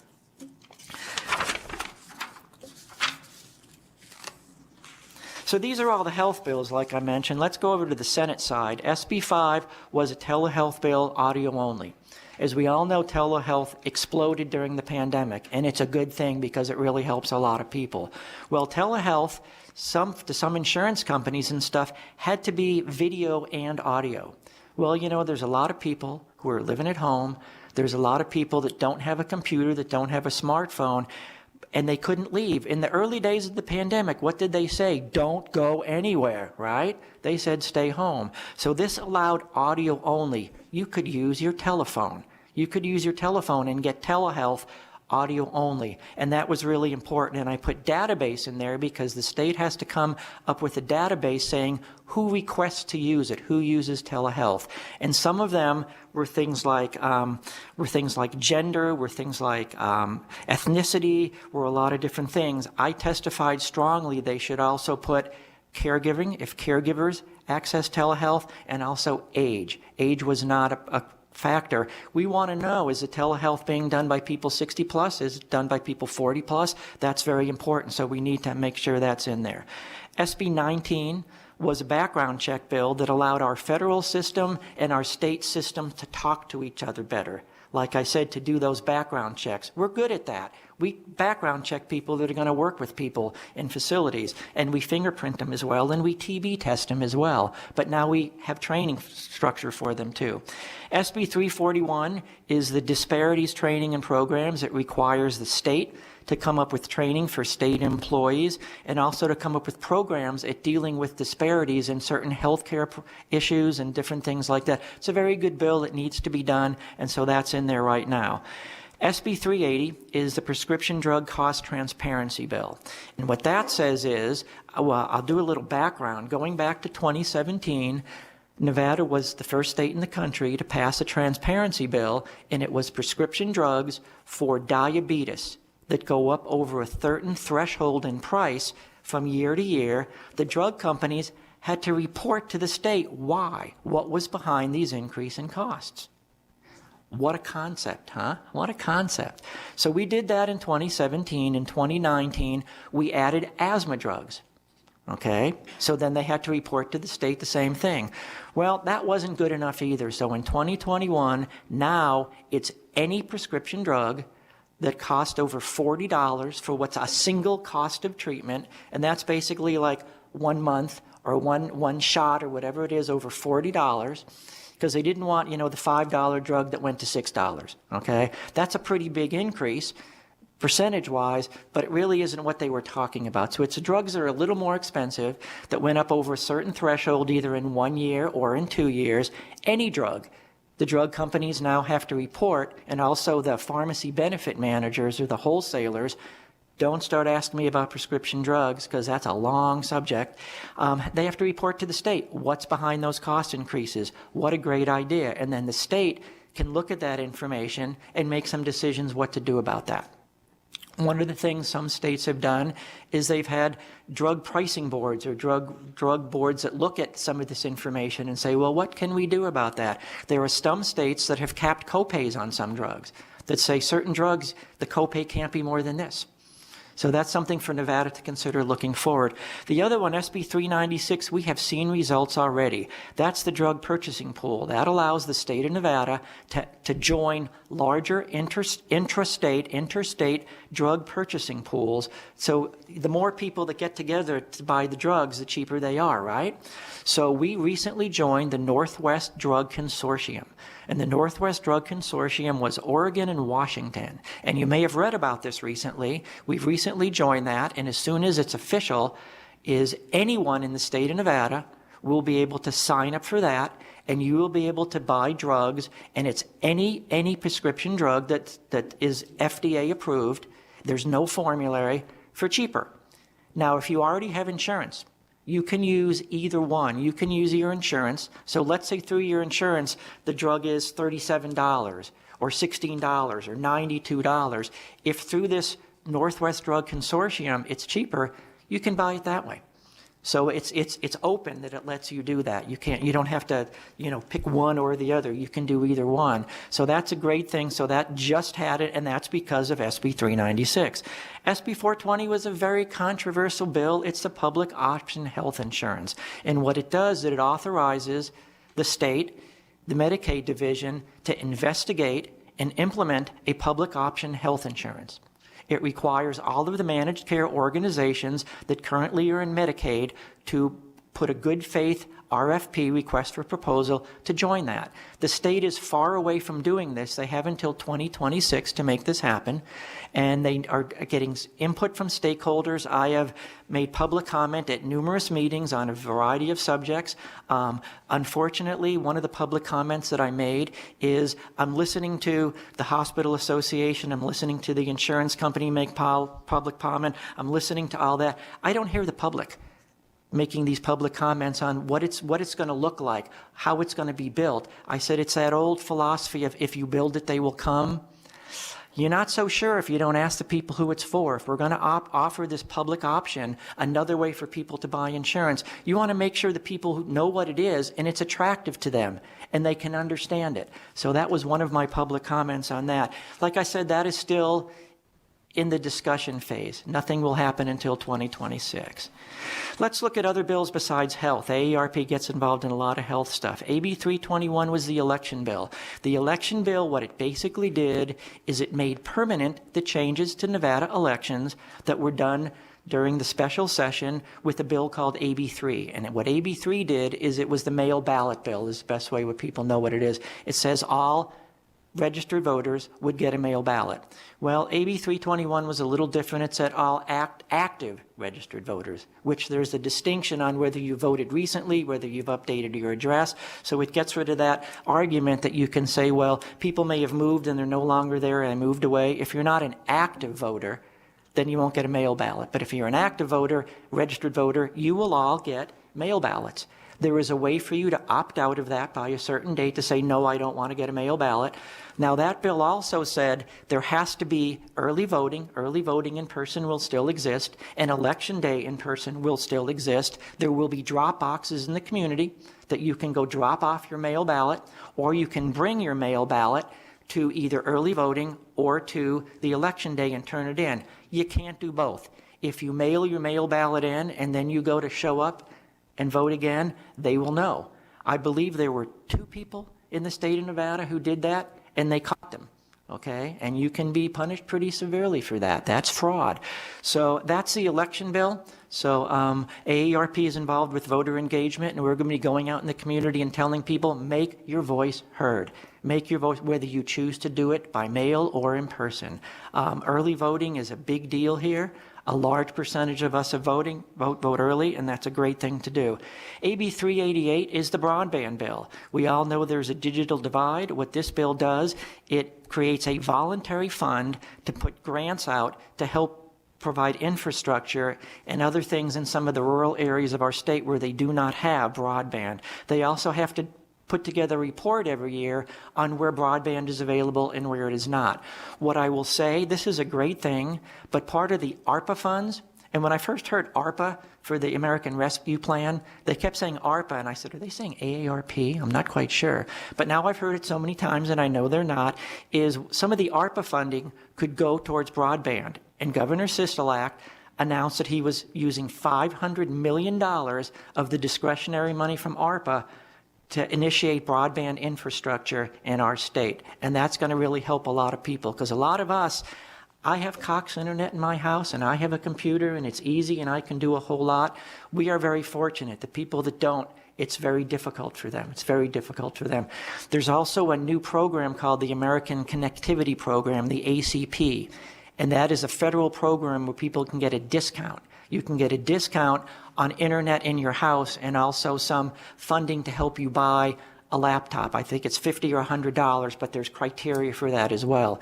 If you're interested in knowing more, go to the American Connectivity Program, no, the Accessible Connectivity Program, and you can find out more about that. SB 150 was one of my favorite little bills. It's the tiny house bill. AARP believes in affordable housing, okay? So tiny houses, and we've all seen them on TV, and there used to be a show about that, is it enabled municipalities to zone some of their land to put what's called tiny house parks. Kind of like a mobile home park, but for tiny houses, okay? So now they're allowed to do that, so you can have, you know, and I forget how many, 6 or 8 or 12 or whatever, these tiny houses in a little place. What an interesting idea. It's a new kind of affordable housing. SB 284 is affordable housing tax credits. It's how you get them, how you use them, and how they expire. Okay, and SB 311 was the rural housing bill, allows rural housing authorities to do different things to do affordable housing. I'm not a housing guy. I am a healthcare guy. When I listened to the affordable housing tax credits and they presented that bill that I testified in support of, I said, oh yeah, I get it. I know how those work. 5 minutes later, it was like, now, what did she say? It's one of those things like how an internal combustion engine works. Somebody can explain it to you, and when they're all done, all you say is, well, I know if I step on the gas, it goes, okay? But it's a big deal. Affordable housing is a big deal here in our state. Things that didn't happen, things that we need to really make sure that are happening is AB 407 was an order of protection for vulnerable adults. Okay, that is a special order of protection that's for vulnerable adults. I believe there's 27 or 37 states. I testified at the other committee, and I didn't write it down on this one. And that was the committees. Yes, I stole this PowerPoint from the senior committee. That's why it says this committee's BDR. They're the one that submitted that. It didn't pass in the session last time because it got released so late. It didn't get released until about the really, really late, close to it. And the language, it is a technical bill that involves attorneys. Okay? The best way to say it, is anybody in here an attorney? Attorneys never agree with each other on the language, okay? They just don't, okay? So there were some things that had to be changed and some technicalities here and there, and the bill got released so late they didn't have time to put the fixes in there. I know that Aging and Disability Services is working on it still. I've talked to their district attorney representative, and not district attorney, their attorney general representative, and they're still working on that, and that is a great thing that we need here in our state. SB 56 was a telehealth bill, audio for behavioral health. And that one didn't make it. A tenants' rights bill was very comprehensive, saying what tenants' rights were. Boy, there's always a discussion between the property owners and the tenants here in our state, and they could not agree on that. Another bill that was very interesting is Work and Save. Work and Save is an AARP initiative across the country. What it is, it's an auto 401k or an auto IRA kind of thing. More than 50% of businesses in our state do not offer any kind of retiree benefits or way to save for retirement in their jobs because for whatever reason a lot of them can't because they're too small. So what this is, it's a public-private partnership. It costs the employers nothing. Okay, so a mom and pop ice cream shop could offer their employees, it's a state-based kind of thing, public-private partnership, and all they do is offer it to the employees, and they say, yes, I want to do it, and no, they don't, and then money comes out of your paycheck, gets put in this IRA, 401k kind of thing, and you save for retirement. It's totally portable. It's your money. They don't have to administer it. The employers, they don't have to do anything. They don't contribute. But it's a way for all these people to start saving for retirement. So when they retire, guess what? They have means instead of needs. And that ends up saving the state a lot of money in government services. So what are some of the state initiatives AARP is working across the country? That Work and Save bill, just like I said, for people that have no current way to save for retirement. Home and community-based services, I talk about it all the time. People, it is cheaper for Medicaid to take care of people in their homes than to live in nursing homes. Now, we prefer people, and like I always say, who would like to go to a nursing home when they get older? And no hands ever go up. Nursing homes are not the horrible places that we all grew up hearing about. Some of them are better than others, absolutely. I was speaking with Mr. Salmon earlier, and he has the same understanding. But I am the first to say, even though I push for funding for home and community-based services, it costs about 4 times as much to put someone in a nursing home on state funds than it does to keep them in the community. There will always be a place for some people who need 24-hour skilled care, and those are nursing homes, so they always will exist. But we always look for the funding and the services in those home and community-based services. What I will tell you, I was so pleased, a dream came true for Barry in this legislative session, is they fund the home and community-based services on what's called a slot basis. A slot is a person. Okay, so how many people can get it? So they finally funded it completely for the growth, what they expect, how many more people will need the services in the next 2 years, and to eliminate the waiting list. Because sometimes there's 200 or 300 people on a waiting list. If you're on a waiting list for home and community-based services and you don't get them in time, what happens? You die, or you go into a nursing home where it costs much more. So the legislature, in its wisdom, passed enough money in the budget to do that. Boy, did I thank them, because I've been asking for that for a long time. Prescription drugs, that's something else a lot of states are doing. Like I said, rate-setting boards, capping copays, the transparency, importation, generic pay for delay, a lot of different things like that.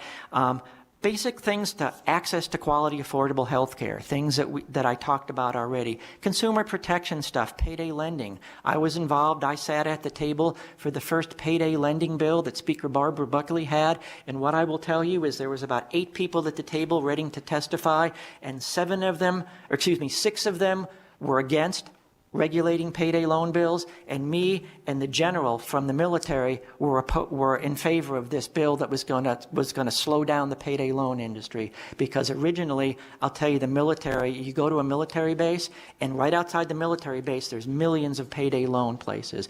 I testified way back then that at that time there were more payday loan outlets in America than McDonald's. Imagine that. Okay, so as soon as we put a wall or we do some things for payday loans, there will always be people that need money that they can't get from a bank. That is absolutely true. But payday loan facilities should not make you get so deep in debt you can never get out. Okay, and that's what happens sometimes. So one of the things we're still talking about doing is putting together a registry so people can know if you already have a payday loan. People take out one payday loan to pay for another, and then they get another one, and pretty soon, boy, are they in debt.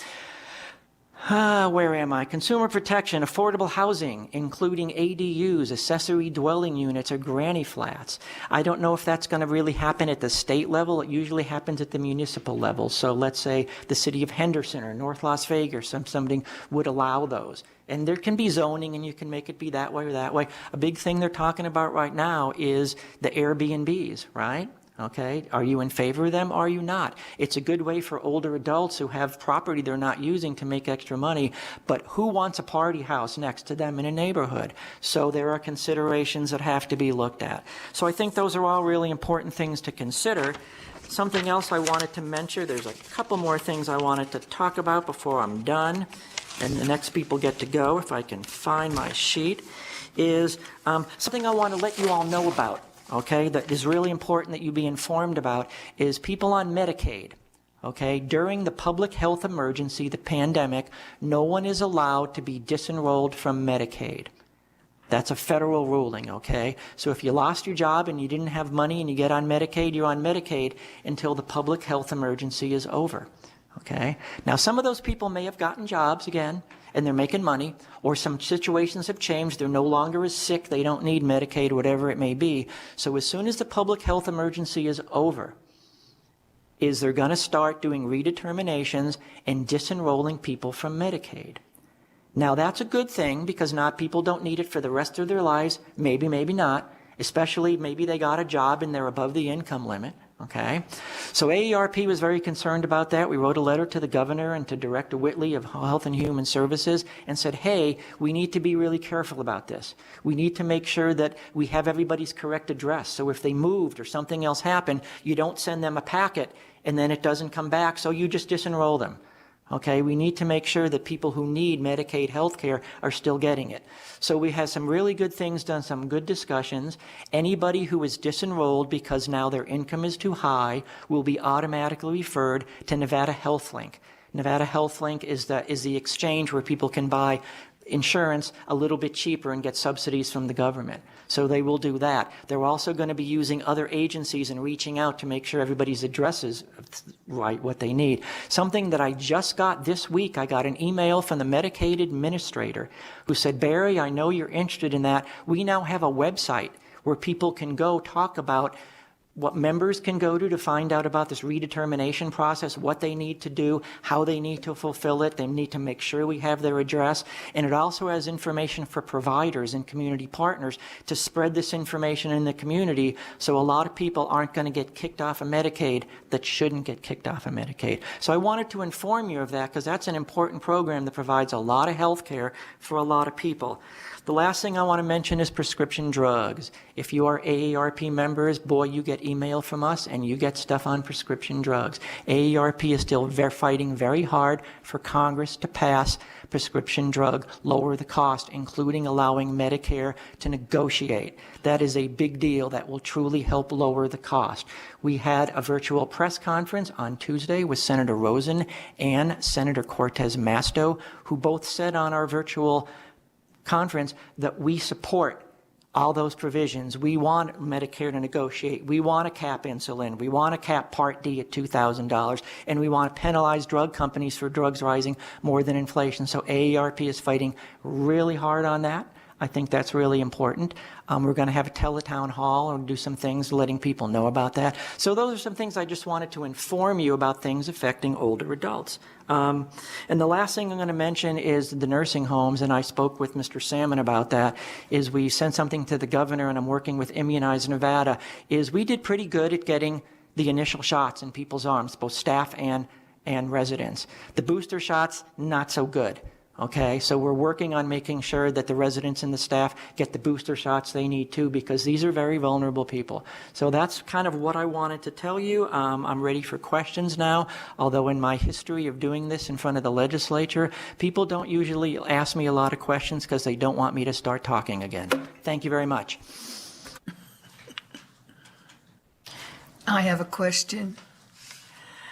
On SB 396, can you give us a phone number or a website that we could pass on to people who would be interested in this?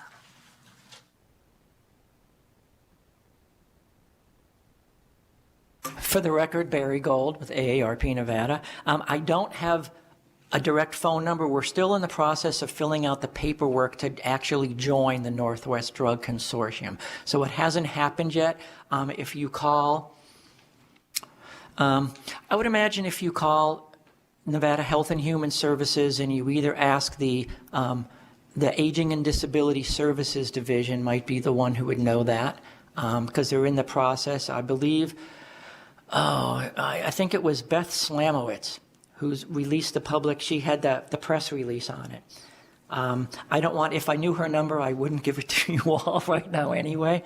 But if the state is working on that, so it isn't a done deal yet, and they put out a press release, said we're working on it right now. So I'm sure there'll be another announcement once it happened. And I'll be honest, that's the best I can tell you right now. Dr. Juan, do you have a question? Yes, I'd just like to make some comments. I think that was an excellent presentation. Thank you very much for that, sir. So I think seniors have one of the top priorities is access to health care, as you've mentioned, and I really want to amplify that. And some of the things that I think we need to do is provide better access just to health care. And maybe we can have more of a private public alliance. Maybe people, some seniors that have time, perhaps they can volunteer to take people to their appointments, like ongoing chemotherapy and radiation therapy and those kind of things. And also the telehealth care is really important. But I've heard that there's been a lot of fraud going on in that area too. So I think AAPR should urge our government to look at legislators to look into that too, to try to prevent some of that. I know Blue Cross Blue Shield has a good program for telehealth, but there may be these private people that are trying to hit on seniors for the scams on telehealth care. For the record, Barry Gold, Madam President, to you and through you to Dr. Wand, that's protocol. That's how you testify at the legislature. Okay, you don't talk, and then the president can say you can speak directly to them. So if you ever sit in a legislative meeting, you'll hear that. I agree with you completely. One of my other favorite phrases to say is access to quality, affordable health care. And that's something we really look at, and that's how we measure a lot of things. Transportation is such a big issue. Medicaid does some transportation, but if you're not in Medicaid to get transportation to medical appointments, you're kind of out of luck. It's very, very expensive. If somebody could figure out the transportation problem for older adults in this country or even in one state, you would be a wealthy person, even though there's no money in it. So you wouldn't make a lot of money. I've seen transportation systems come and go in my 35 plus years working with older adults. So I agree. These are things that have to happen. Any other questions? Yes, Ms. Tyler? Yeah, I have a question and more of a comment than a question. You know, all these bills are great. They're great. However, my concern is with all these bills and things of that nature, laws that come about, how is this being communicated to the community, to the people who need it the most? If there's some type of check and balance, I mean, with each of the bills or laws or whatever, they exist. You know, I find a lot of things already in place, but there's no check and balance because the people who need them the most actually don't know about them. So how is AARP communicating to the people that need it to the community? Or is there a check and balance system that we are making sure that the people that need the services is actually getting them? For the record, Barry Gold, Madam Chair, to you and through you, to Ms. Tyler. That is such a fabulous question. I am so glad you asked that question. We send out newsletters. We inform our members like that. We have telephone town halls or virtual meetings to talk about some of these things, and we do that. The state, however, is hit and miss on that. The state spends money on programs and services, but the state, I don't want the governor coming down from the 5th floor and yelling at me. The state doesn't always like to spend money to advertise new things, to advertise new programs. So sometimes things have happened and then people don't hear about it. Some things seems to do a little better about that when you see public service announcements and things like that. The other way that people can find out about things and people don't know is through some of the community outreach that happens. But if they don't know where to look, they don't know where to look. Nevada 211. Or what's called the Care Connection. Nevada Care Connection is a great place. 211 is an information and referral system for things, not for phone numbers. Not for phone numbers. We all remember when 411 was free. Okay, remember that? Now it's like, we'll connect you for 25 cents. I think they even charge you to look up a number, but that's another story. I digress. So it's a great place to go look, and they'll give you information. 211 is a telephone that's answered, I believe, 24 hours a day, or you can go online to the Nevada Care Collection, Nevada 211. You can find out about all the things. But people don't know what's out there. They don't know what's available, and so they get really lost. And so that's an issue, and we are always telling people to let people know. Just like recently when the administrator for Medicaid sent me an email saying, here's this website about the Medicaid redeterminations. Please help us get this out in the community. So I'm public policy. I'm a policy wonk. Okay, is we have community outreach person, and I gave it to her, and she gave them the number of the Nye Community Council, the Lincoln Community Council, the Mesquite City Council, and all these places to go talk to their meetings and let them know about stuff, let them know this was happening. So you're right, that has to happen. We'll take maybe 2 more questions, and then we'll have to move on. Is there anyone else, anyone on Zoom or up north? Ms. Levitt, you have a question? Madam Chair, I don't know if I'm asking this correctly, but since I'm new to this forum, I'm curious if we, as a forum, help in the crafting of BDRs or help in the lobbying effort with the legislature. For the record, Barry Gold, Madam Chair, to you and through you, to Ms. Levitt. I believe the forum still has one BDR that you can submit, and that was a bill from David Parks, once again. So there's one BDR that you can decide you'd like to submit. The process for doing a BDR, Mr. Ashton can tell you volumes on that, okay? And you can help decide what that is. You can help decide what that is, but LCB, typically Legislative Council Bureau, writes the language for that, okay?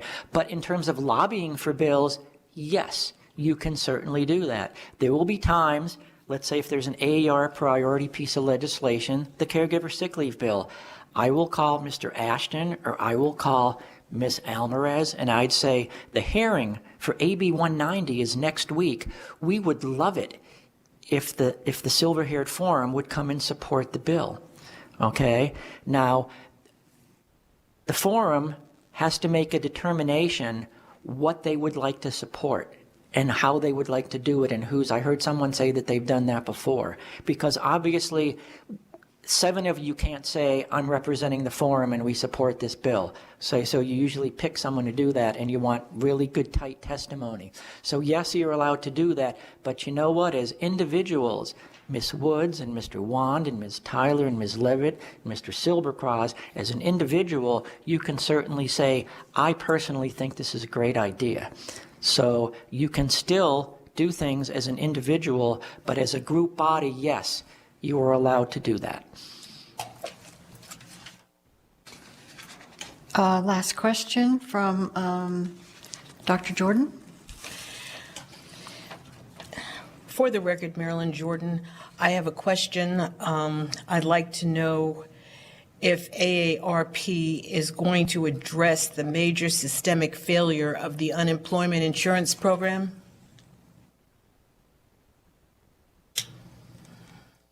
For the record, Barry Gold, Madam President, to you and through you.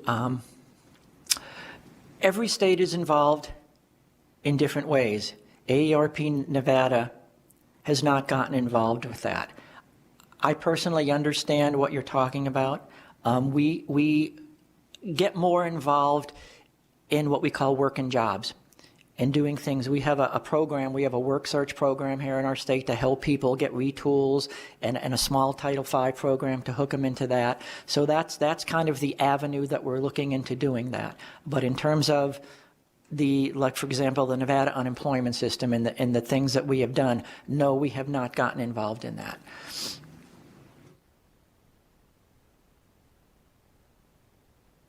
Thank you, Mr. Gold.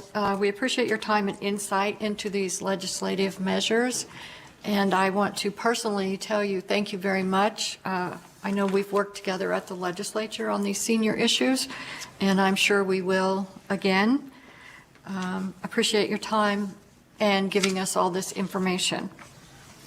We'll now move on to the next order of business.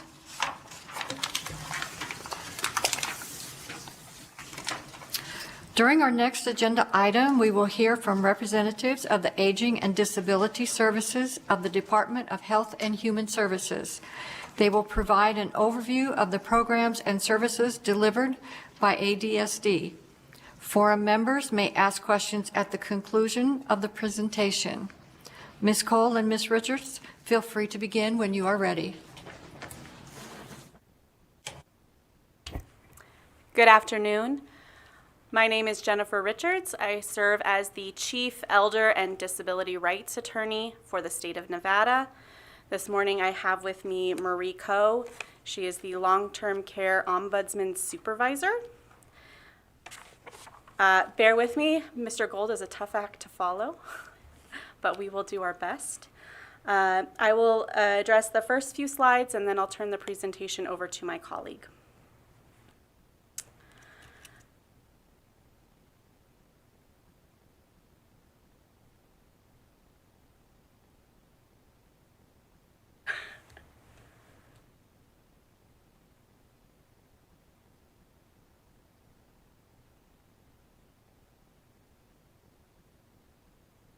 Can you see the slides? Oh, okay, great.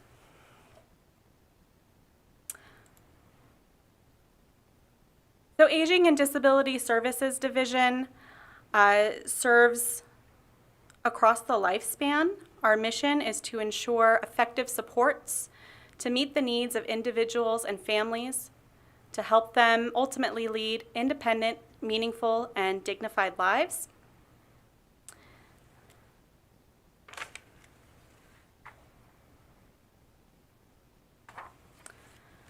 We serve children with disabilities, older adults, adults with disabilities, and we also provide services for family caregivers. Our vision is that Nevadans, regardless of age or ability, will enjoy a meaningful life with self-determination, and we strive to promote independence and respect for all Nevadans. We do that by providing, for example, in-home services, caregiver support services, and advocacy services. As we move through the presentation, we will highlight our programs for you.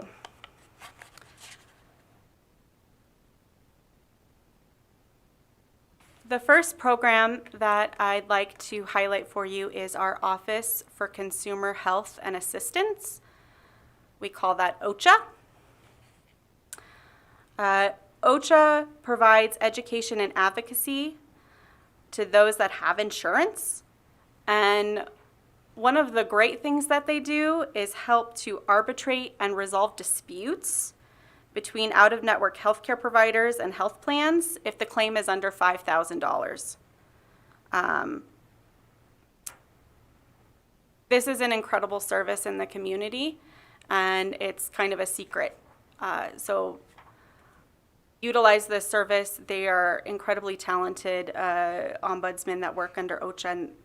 And, last fiscal year, they were able to generate $1.15 million in savings for Nevadans through their arbitration and dispute resolution.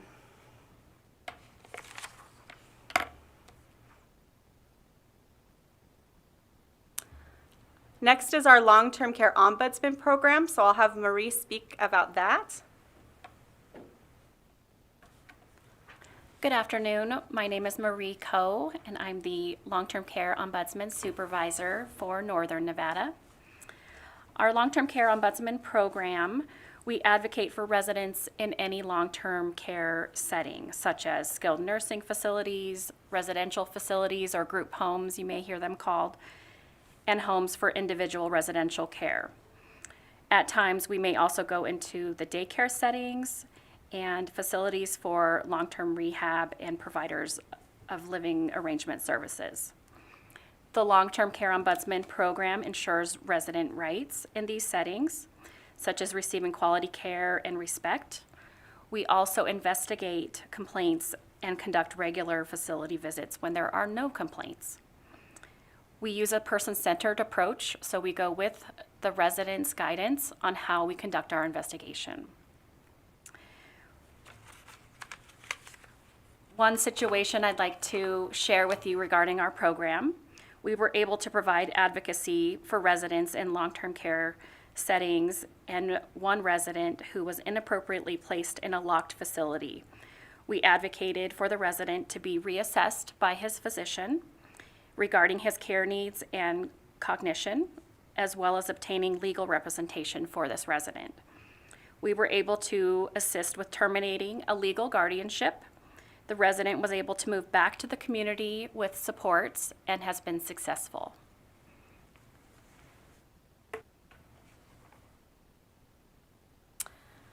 Next is my position. It's a long title, so I shorten it to Rights Attorney. But this office was established in 1989. It's appointed by the governor. It was a precursor to the Ombudsman program. One of the duties in my position is to act as the state legal assistance developer, and that's under the Older Americans Act. We receive federal funding under the Older Americans Act, and some of that funding goes to legal services for those that are over 60. And I have the privilege of having worked under that grant when I was at Legal Aid, and now I oversee that grant statewide. We help seniors for free with a myriad of legal issues. We have services available in every county in the state with 4 legal services providers, primarily evictions, especially during the pandemic, but civil legal needs stemming from abuse, financial exploitation, consumer issues. These attorneys are providing those services statewide. And for the remainder of the presentation, I will turn that over to Ms. Coe. Thank you, and once again, Ms. Marie Coe, Long-Term Care Ombudsman Supervisor. The next program is Adult Protective Services, or APS in short. APS assists vulnerable adults ages 18 through 59, in addition to persons age 60 and older who are abused, neglected, exploited, isolated, or abandoned, by investigating and providing services to alleviate and prevent further maltreatment while safeguarding their civil liberties. The definition of a vulnerable adult is listed under NRS 200.5092. And some of the services that APS provides, including investigation, evaluations, referrals, and each investigation will begin within 3 working days of when a report is received. Who can report a case of vulnerable adult abuse? Any person may report an incident of abuse if they have reasonable cause to believe that a vulnerable adult has been abused or neglected, exploited, isolated, or abandoned. All of the information received is confidential. APS has assisted many people in the community, and one particular situation, a person was, they successfully worked on a case with legal aid, which led to the client receiving rental assistance funds and the landlord not pursuing an eviction for this person. As a result, the client retained their housing in the community.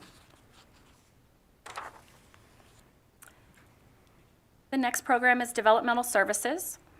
People with intellectual and developmental disabilities receive these services.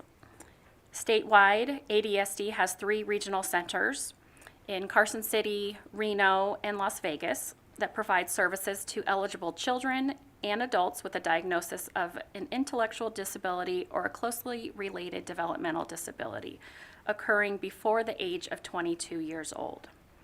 Some of the services are listed, such as service coordination, family support services, job and day training. And one particular successful outcome was a couple who were in their 80s and diagnosed with developmental disabilities were able to continue living successfully in the community with supports such as coordination and job and day training. By meeting the needs of this couple, they were not institutionalized and they remained as independent as possible with a supportive service team. And the wife, in fact, retired from her job and day training while the husband continued. The next program is Community-Based Care, or CBC for short.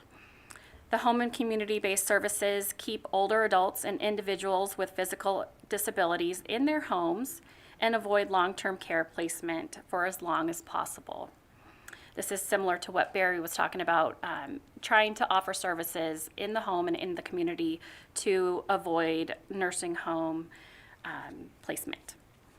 One of the waivers, home and community-based services, offers the frail and elderly waiver for those who are 65 years older or older. Some of the services are case management, adult companions, the daycare program, and augmented personal care services. Another service under this waiver is the Persons with Physical Disabilities, or the PD waiver. Again, some of the services offered are case management, assisted living, chores, home and delivered meals, and specialized medical equipment. The state-funded programs are the Community Service Options, or the COPE program, for those who are 65 years and over. Some similar services under this program as the others. The Personal Assistance Service, or the PAS program, and the Taxi Assistance Program.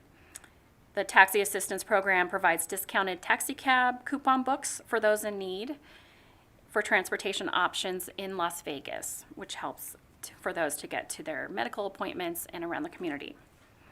CBC had a recipient who had been residing in a group home for several years after a medical episode that left him weak and diagnosed with malnutrition.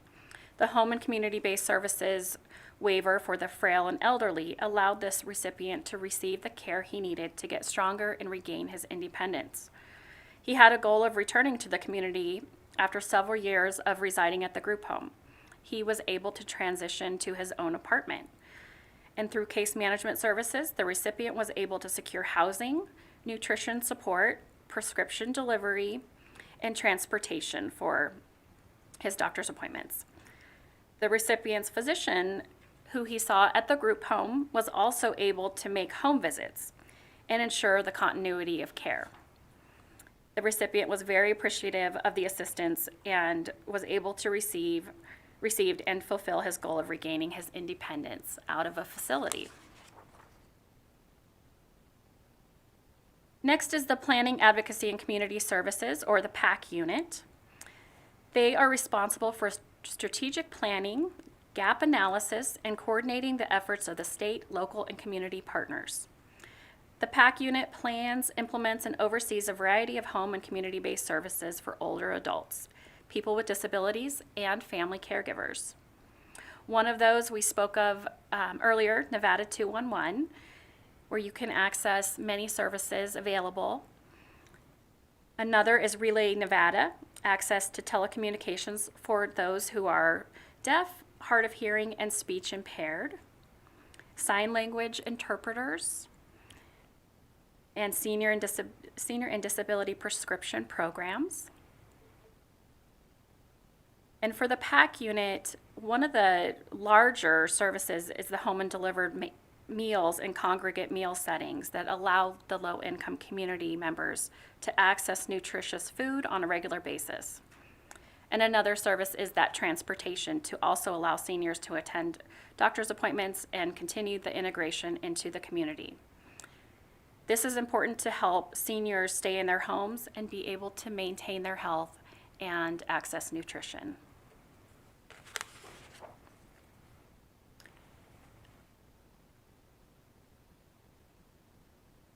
And lastly, AB 35 bill and implementation. This revised provisions governing the Senior and Disability Prescription Program. This bill will remove restrictive language from the statute to allow the program to meet the community need. It will align definitions of senior and persons with a disability with NRS 427. Currently, the program continues to operate as a premium subsidy program for Medicare Part D beneficiaries. ADSD is in the process of exploring options, including the transition to a prescription voucher program. It will allow feasibility of the program change will be determined by the next legislative session, and there is a BDR and budget request. At this time, I would take any questions anyone has. Are there any questions from the forum members? Please raise your hand.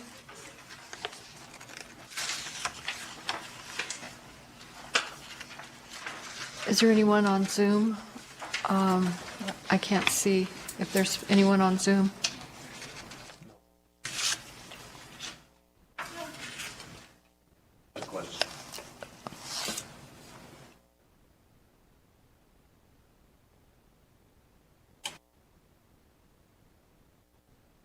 William Marchant for the record. Can we leaf back to the Adult Protective Services Program? And let me ask, is there any mechanism for feedback to the person who has made the report of abuse, unlike the lack of response to a person who reports child abuse?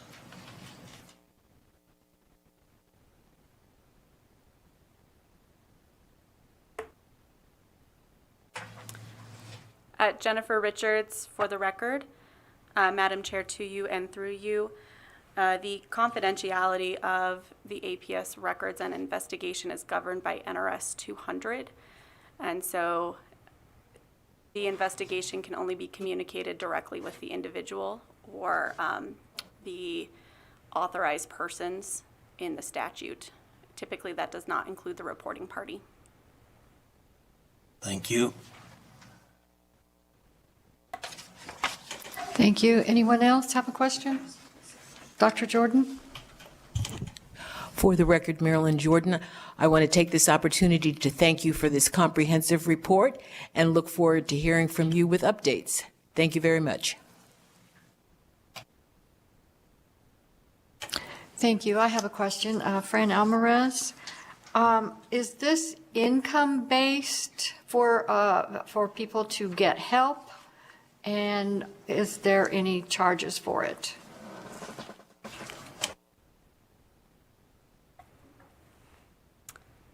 Jennifer Richards, for the record. Madam Chair, I'm not sure which program you're referring to.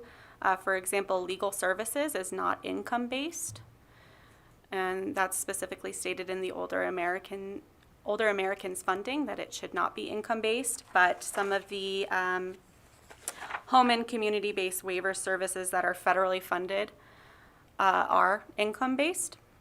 So it depends which service that you're asking about. Sorry, I should have clarified. Mostly, the home and community-based services for like frail and elderly. Yeah, so our community-based care services do have eligibility criteria. We can share that information with you following this meeting if you'd like that detailed information. Thank you. That would be great.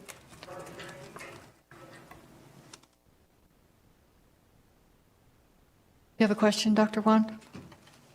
Yes, for the record, Dr. Austin Wand. I have a question about how do people communicate with the Ombudsman office? It seems like you have a tremendous amount of responsibilities, and so who reports problems to you? Thank you, Madam President, to you and through you. Once again, Marie Coe, the Long-Term Care Ombudsman Office. We receive reports from everybody, from doctors' offices, community members, the residents themselves, the facility, family and friends. It's a wide variety of reporting parties, and we also do the non-complaint visits. And so if we are aware of something that is going on that we observe in the facilities, then we also will take it upon ourselves to do those investigations.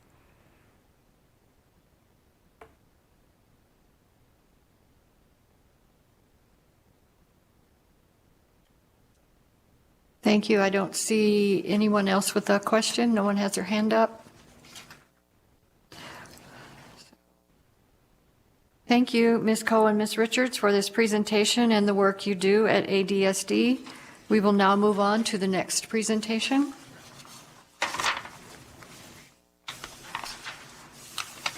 For our next agenda item, we will have a presentation from Adrienne Navarro with ADSD. She will provide information related to the impact of the coronavirus disease of 2019 on seniors in Nevada. Ms. Navarro, feel free to begin when you are ready.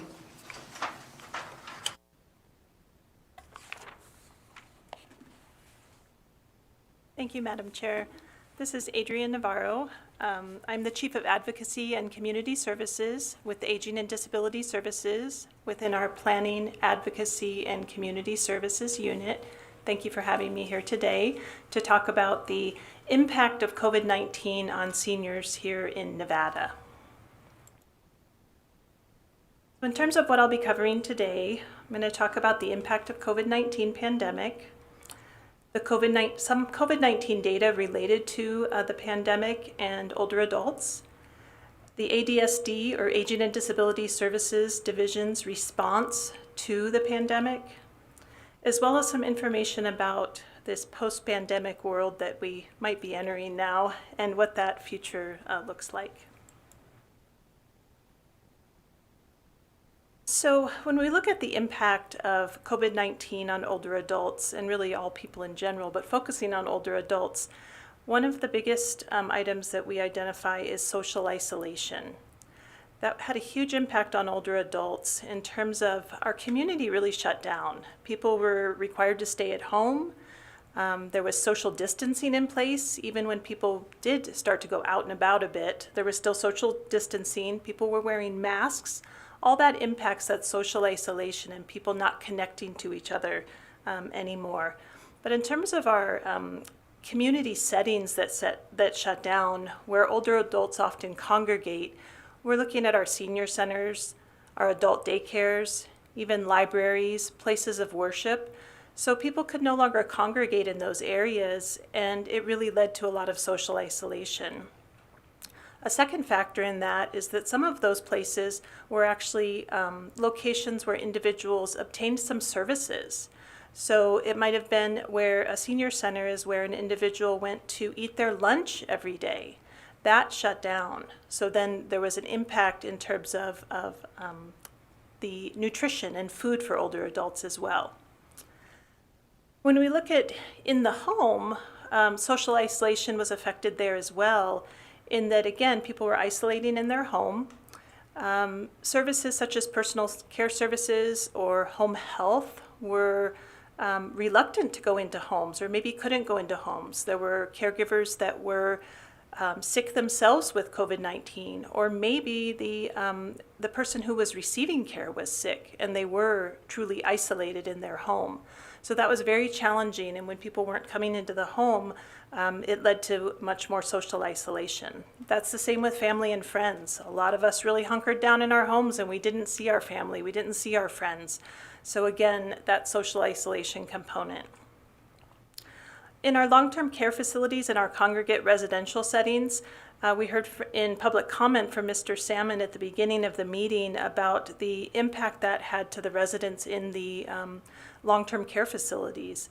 The visitation changed. That was ended. So we didn't even have our long-term care ombudsman visiting anymore. There was no visitation from family and friends to the long-term care facilities. And within the facilities, activities were shut down. So you didn't have the congregate meal setting. You couldn't go to the dining room to have your meals. The residents were required to stay in their rooms for the safety of the residents due to the pandemic. So again, leading to social isolation for those individuals. And then when we talk about technology, I think that has a factor in social isolation as well.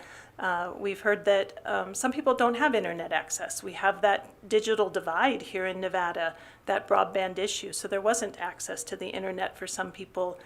Some people didn't have the actual technology or the equipment that they might need to be able to utilize that to address their social isolation and maybe FaceTime their son or daughter or something. So, and then the knowledge and ability, that experience of using that new technology. So even if their son or daughter might have sent their father a brand new iPad so that they can begin FaceTiming each other, was there the information and knowledge of how to use it when they got that? So a lot of factors that really impacted and influenced that social isolation for older adults here in Nevada and really across the country. And then another impact we look at is the health, safety, and welfare of the individuals, the older adults here in Nevada. We know that healthcare access was limited in general, overall in Nevada, everywhere, because we couldn't actually get to our appointments, or people were putting those appointments off because there was a fear of getting to the doctor and a fear of leaving your home and getting COVID. So there was limited access in that way to actually general healthcare overall. There were also the limited in-home services. I mentioned that previously. So the services such as personal care attendants, home health and things like that, physical therapy, occupational therapy, all those necessary in-home services to assist people with staying in their home were limited by, again, many factors, whether that be the individual who in the home who had COVID, or maybe some of the care providers who did, or just overall companies limiting their visitations to the home. We also saw an increased reliance on crisis services overall here in Nevada. One of the biggest ones that really touched our division and through our attorney is the guardianship. We saw many more older adults in need of guardianship. So that was something that occurred due to the COVID-19 pandemic. There was also a result of delayed admissions to the long-term care facilities and the congregate residential settings as well. So with everything that was going on, it was a little more challenging for people that needed to enter a long-term care facility or a residential setting to actually get into that setting for the care that they needed. And then specific to the long-term care and congregate residential settings, the care and oversight of the residents did change in many of those settings. There was an issue with care overall. Again, maybe there weren't as many caregivers, or because of COVID and people being sick. There was a lack of person-centered care we were discovering as well. Residents' rights were affected. The complaint investigations were limited, so the long-term care facilities are regulated by the Bureau of Healthcare Quality and Compliance, and it was challenging for them to get into facilities to be able to investigate those complaints. And then there were concerns of the residents that were also challenging as well during that time. So when looking at COVID-19 data and the impact that it had on older adults, when we look at the cases by age here in Nevada, we can see that the majority of cases were between the age of 0 and 39, so under 40 years old. And that was actually 55% of the cases here in Nevada. And this data is current as of March 21st, so that's when this data was pulled. And then we can see that some individuals who are 60 and older, they account for 16% of our COVID cases in Nevada. And what I really want to point out is on the next slide. So when we see here that the largest percent is from age under 40 and the lowest percent is over 60 of cases in Nevada, we'll see here that the death rate, or the deaths that occurred, it's 79% of the deaths in Nevada are age 60 plus. So it's very skewed. The death rate is much, much higher for individuals who are 60 and over who got COVID. And it was only 3% in those who are under 40. So the Aging and Disability Services Division, as the rest of the state did, really pulled together to respond to the pandemic. Some immediate things that we did, our staff contacted all of the older adults that are clients within our direct services. And from there, we were contacting them most often by phone, and just trying to make sure that they were okay. Did they need anything? Could we refer them for any services? What help could be provided for them? And then through that contact, the division also identified those individuals that were more high risk. And we contacted those individuals on a regular basis to ensure their health and safety and provide them any referrals, connect them to resources that they might need throughout the pandemic.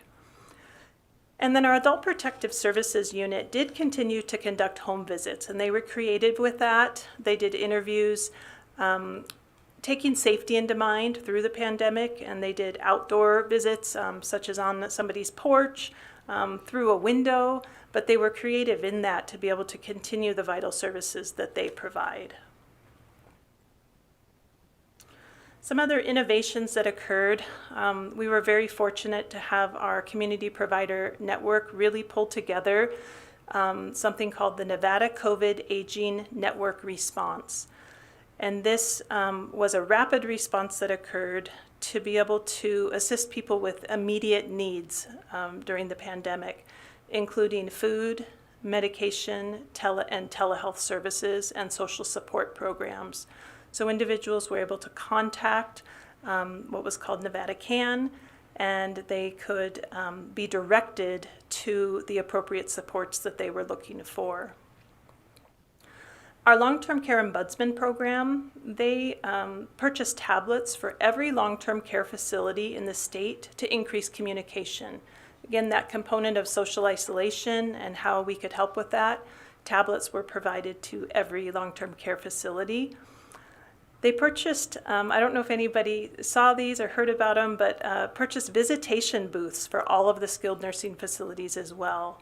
So these were fantastic booths, plexiglass type booths that kept people safe when they were having face-to-face contact with a family member, say, to be able to visit and not be able to spread the virus. So that was wonderful. And then the team also made phone and video calls to the residents and staff, and they were again creative and conducted window visits and outdoor visits at the facilities as well. And then in terms of our legal services, we were able to fund have some additional funding to respond to the COVID-19 pandemic for the civil legal needs of individuals, such as evictions, which we found were really obviously increasing during this time of COVID, and there was much more need for assistance with those evictions. So there was more funding available for that, as well as other needs, legal needs of our older adults. So there's been a lot of emergency funding that's been coming to states. And in terms of what Aging and Disability Services has received, we've received 21 federal awards since April of 2022 from these following acts. And I won't read through all of them, but in general, they relate to the Older Americans Act. So that's funding to assist people who are 60 and older.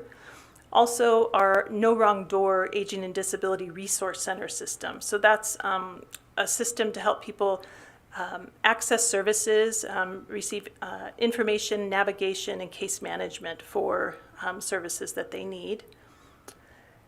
So you might have heard of the CARES Act, the CAA, or Consolidated Appropriations Act, but this was the type of money that was coming into Aging and Disability Services for us to assist older adults here in Nevada through the pandemic. We also have received the American Rescue Plan Act funding, ARPA funding specific to the Older Americans Act, so age again 60 plus, and some public health workforce funding. So that funding received to date has totaled almost $25 million. So pretty significant amount of money that we have then subawarded to community partners. Our community partner network, again, has been amazing in this pandemic and has really stepped up to assist our older adults here in Nevada. In this pie chart will show you that 74% of the funding that we have subawarded to community partners has been for food security. And that will tell you that obviously there was a lot of need for food, nutrition meals for older adults. And I wanted to mention one number with that. So in terms of that 74%, I think it's important to know that number. 999,000 meals were delivered to seniors through this funding. And that, when I say delivered to meals, we can talk about that being a home delivered meal, a grocery delivery to an individual, or maybe somebody coming through a drive-through to be able to pick up a meal. That's a significant amount of meals that were needed by individuals. So that kind of breaks down the funding there. And then we also had some federal flexibility in what we were able to do with some of the funding due to the emergency declaration that occurred from the Stafford Act. And in our Older Americans Act, something that was really critical was that the congregate meals. So when we talk about congregate meals, that's somebody who maybe went to a senior center to have a meal with a group of people. That's a congregate meal. Well, obviously that shut down during the pandemic. So how was that individual now going to get their meal? The flexibility through the emergency declaration allowed the Older Americans Act funding to now deliver a meal to an individual who was not homebound. Because prior, you had to be homebound to have a Meals on Wheels type meal, to have a meal delivered to your home. Well, really, everybody was kind of homebound, right? At the start of the pandemic, for sure. So this emergency declaration allowed this funding that's generally set aside for congregate meals to actually be used to deliver meals to an individual in their home, or also allowed for drive-through, which became quite popular, to be able to pick up a meal, which generally is not included in the congregate meal funding. We also simplified our application process for our community partners to apply for funding so that we could get funding out to our community partners quickly and address the needs of older adults in Nevada. Something that did go into place as well was in the home and community-based Medicaid waivers, DHCFP, or sorry, acronyms, the Division of Healthcare Financing and Policy, or Medicaid, did apply for an Appendix K through the federal government. And what that allowed is some flexibility in what they are able to do through the federal regulations of the Centers for Medicare and Medicaid Services in a in an emergency. So something that they put in place with their Appendix K was adult daycare was permitted to be provided through services in the home of the individual. Because again, adult daycare is a congregate type of a service delivery. People go to the adult daycare for those services. So adult daycare could be delivered through the telephone, Zoom, Teams, any other platform that was supported the recipient to be able to participate in that. And our community providers got quite creative with that in being able to provide those services with that flexibility. Something else that was extremely important was legally responsible individuals were now permitted to be reimbursed for the services that they were providing to an individual. And this generally, without an emergency declaration, is not permitted under the Medicaid waivers. So this was then allowed through the Appendix K.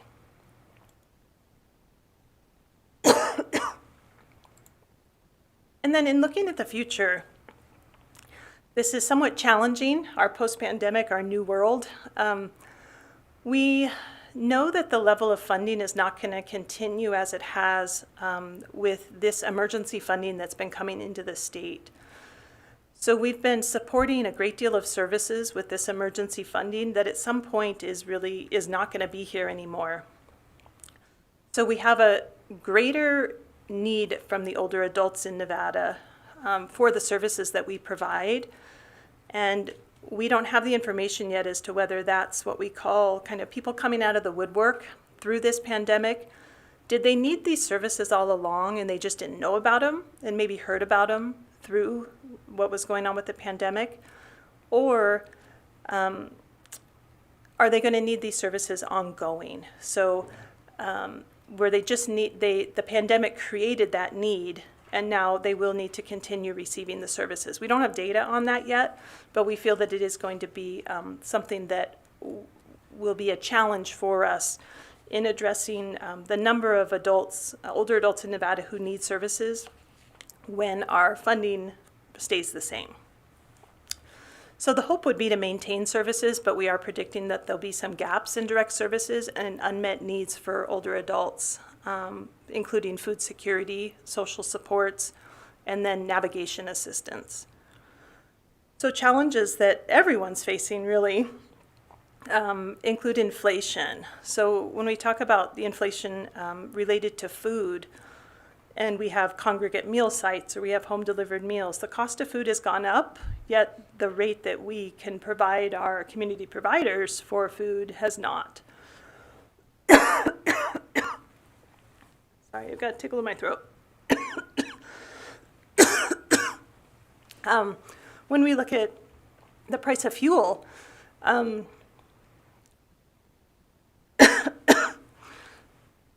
thank you. Water delivery. When we look at the price of fuel, and you talk even just about home delivered meals or transportation for individuals, that has a significant impact, yet we don't have additional funding to be able to support those services. And then I put in here materials as well. We have some amazing programs, one of those being a home safety and modification program and repairs for the home. When we look at the price of materials going up as well, again, all of this inflation impacts what the funding we have can do for individuals. We have the lack of affordable housing, provider shortages. This goes across the board, especially through healthcare anywhere, the workforce shortages. And then really a lack of state infrastructure to provide the technical assistance and support overall. We have a shortage in workforce as well within the state, and we do our best to support our community partners and our providers, but that's challenging as well. And that's everything I've got for you, so if you have any questions, please let me know.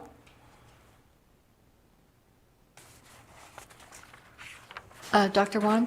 I have a burning question here. You've given a great talk about all the ramifications and problems, but the major issue here, as you talked about in the beginning, is that this COVID-19 is the pandemic. It's a health issue, and before, when this first started, we did not have any effective vaccines, but the vaccines are proven to be effective. Not only do they prevent illnesses, but they prevent hospitalizations and they save lives. So the first thing we need to do, this is a healthcare issue, not a partisan issue. We need to get people vaccinated.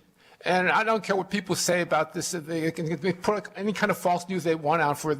But this is the overriding important issue. They need to get vaccinated. We've done, as Mr. Golds talked about, we've done a decent job of getting some of the older people vaccinated, but now they need booster shots. And for the future, we need to continue to fund for this, because it's not a question of when we're going to have another pandemic or another outbreak. It's when. So we need to keep on funding these things. And healthcare and people in your departments and so forth, the first thing they can do is to make sure that people are vaccinated. Thank you.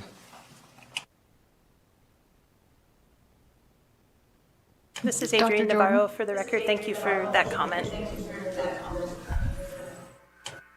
Marilyn Jordan for the record. In the area of technology, you noted that there were impactful concerns, internet access, equipment, and experience. I would like to also say, in a more positive vein, that technology has done a lot for our seniors.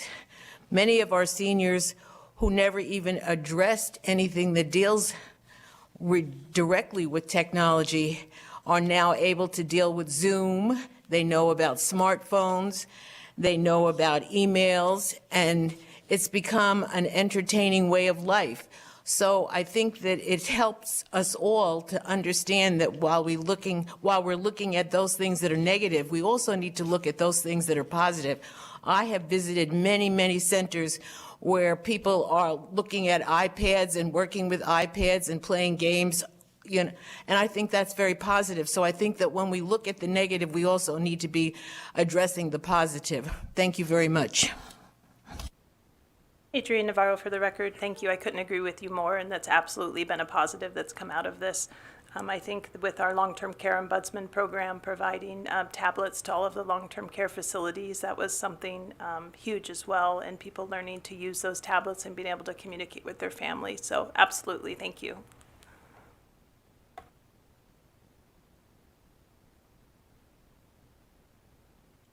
Anyone else? I have a question on Zoom. Okay. I Madam can't Chair, see who this it is is, Lisa- but go ahead. Madam Chair, this is Lisa Laflin for the record. And I'm curious, and I probably could have asked anyone this question because it's been burning across all of the presentations, and that is, I think we've figured out how to connect with people, new ways to connect with people through the pandemic. But I'm also wondering if there's any plan to look, or maybe we're already doing it, connecting with trusted resources for seniors to connect them with services. And what I'm thinking about in particular is my 83-year-old mom who died during the pandemic, and she could use the smartphone, she could FaceTime us, but of course she's also getting texts that say, this is Wells Fargo, we want to talk to you about your deposit. And so we're like, delete text. So how do we help our seniors, or how are we helping them connect with the resources through people or professionals that they trust, that they may come in contact with, doctors, churches? I don't know. I'm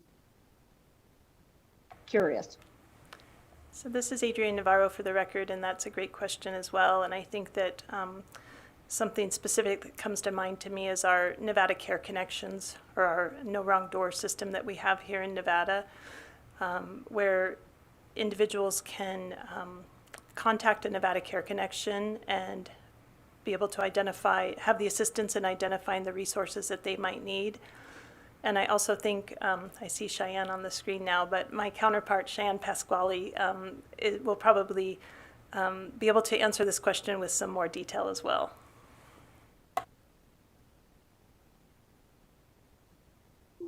Good afternoon. For the record, Cheyenne Pasquale, Planning Chief with ADSD. And I actually don't have any much to add. Adrian really covered it. Nevada Care Connection Resource Centers are a program that we fund to help individuals navigate long-term care services and supports. We do quite a lot of marketing, although resources are always limited for marketing.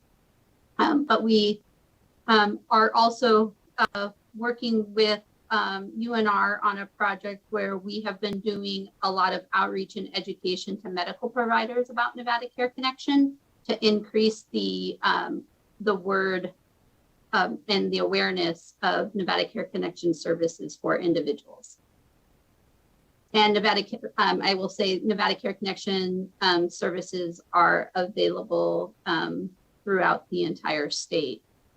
On top of that, for individuals that just need the quick, a quick phone number or whatnot, we have Nevada 211 that is available throughout the state. But Nevada Care Connection takes that information referral assistance a little step farther and helps individuals know all their different options and navigate to the various options that exist for them. Thank you.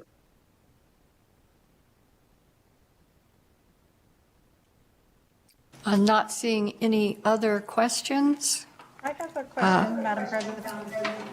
This is All right, Laura go Levitt ahead. on Zoom. I had a question regarding, it came up about the provider shortages and mostly thinking about some of the home-based services. I believe in the last legislative session, there was discussion of increasing the minimum wage for home care providers. And that I believe what developed was some type of committee. And can you give us any update on what happened in that area or that committee, or if you can provide it at some point? Thank you. This is Adrienne Navarro for the record, and unfortunately I am not familiar with that or don't have updates and information about that, but we could certainly look into that. I think that might have involved more of the Division of Healthcare Financing and Policy, Medicaid, but we can certainly take that back and get information to you. Thanks.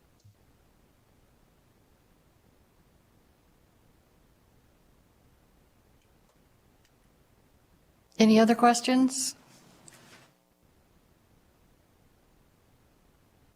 Ms. Navarro, thank you for your time and the information you provided on this presentation. It was excellent and very helpful. Thank you. We will now move on to the next item of business. Mr. Ashton will provide us with an overview of the Nevada Silver-Haired Legislative Forum, its budget, duties, responsibilities, and other related information. Mr. Ashton, please proceed when you are ready.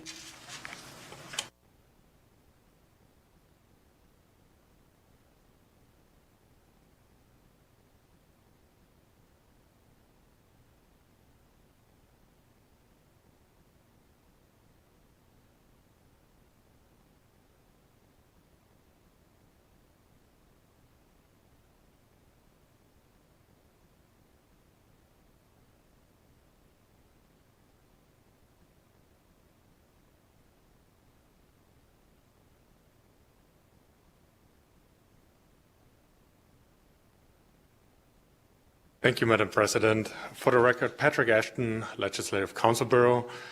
I will provide a brief overview of the forum, its purpose, duties, and responsibilities. I'm happy to take questions after the presentation. The forum was designed to replicate certain organizational parts of the National Silver-Haired Congress, a nonpartisan organization for senior citizens created in 1996 that resembles the United States Congress. The Congress's mission is to advocate for national issues and concerns on behalf of senior citizens, and membership is patterned after the U.S. Senate and House of Representatives. Silver senators and silver representatives represent their assigned states and may be elected or appointed. During the 1997 legislative session, Nevada delegates of the National Silver-Haired Congress advocated for the creation of a state-level Silver-Haired Forum with a similar mission and structure to the National Silver-Haired Congress, but with a focus on senior issues specific to Nevada. The same year, the forum was established by Senate Bill 489. The bill initially required the governor to appoint 21 members, one from each senatorial district, with members of the National Silver-Haired Congress Nevada delegation automatically serving as ex officio members. During the 2001 legislative session, AB 195 amended various provisions related to the forum, including transitioning the body from the executive branch's financial and organizational umbrella to the legislative branch. The Legislative Commission became the appointing authority, and the forum was authorized to administer its own finances and meeting duties with the assistance of the Legislative Council Bureau. The bill also required each state senator to nominate a member from his or her district for appointment to the forum, which is still the same today. Finally, during the 2013 legislative session, SB 178 authorized the forum to submit one bill draft request related to matters affecting seniors prior to the beginning of a regular legislative session. Testimony indicated the forum wanted its own BDR, since previously it had difficulties finding a sponsor for its proposed legislation. There were several other legislative changes throughout the years, which have shaped the forum to its current form. The forum is governed by NRS 427A 313 to NRS 427A 400. And members, in your meeting packet, you will find a copy of the relevant NRS governing the forum. The following statute governs the creation of the forum and its purpose. The Nevada Silver-Haired Legislative Forum is hereby created to identify and act upon issues of importance to aging persons. In more detail, the purposes of the forum include identifying priority concerns for Nevadans over 60 years of age, collaborating to develop a bill draft request designed to address those areas of greatest concern, and presenting that BDR to the Nevada Legislature and the Governor as recommendations for state policy. The forum strives to promote good government by directly involving seniors in the legislative process. It offers an avenue for the discussion and debate of senior issues and serves as a resource to both the public and private sectors. The forum is comprised of members equal to the numbers of state senators who nominate them for appointment by the Legislative Commission. To qualify, a nominee must have been a Nevada resident for at least 5 years, have been a registered voter in the appointing senatorial district for at least 3 years, and be at least 60 years of age on the day of appointment. Members serve a 2-year term, after which their respective senators can nominate them for reappointment or choose to nominate a new person. Members of the National Silver-Haired Congress from Nevada automatically serve as ex officio members of the forum.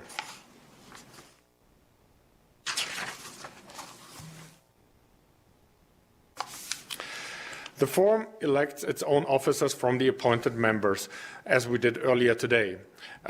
This slide summarizes again the positions, but I will not go into details. A position of an appointed forum member becomes vacant upon death or resignation, illness, or absence of any reason that prevents the member from attending 3 consecutive meetings of the forum unless excused by the president. If a vacancy occurs of an appointed forum member, the Legislative Commission shall fill the vacancy in the same manner as the original selection for the remainder of the unexpired term. The forum may submit a report containing recommendations for legislative action to the Legislative Commission and the Governor.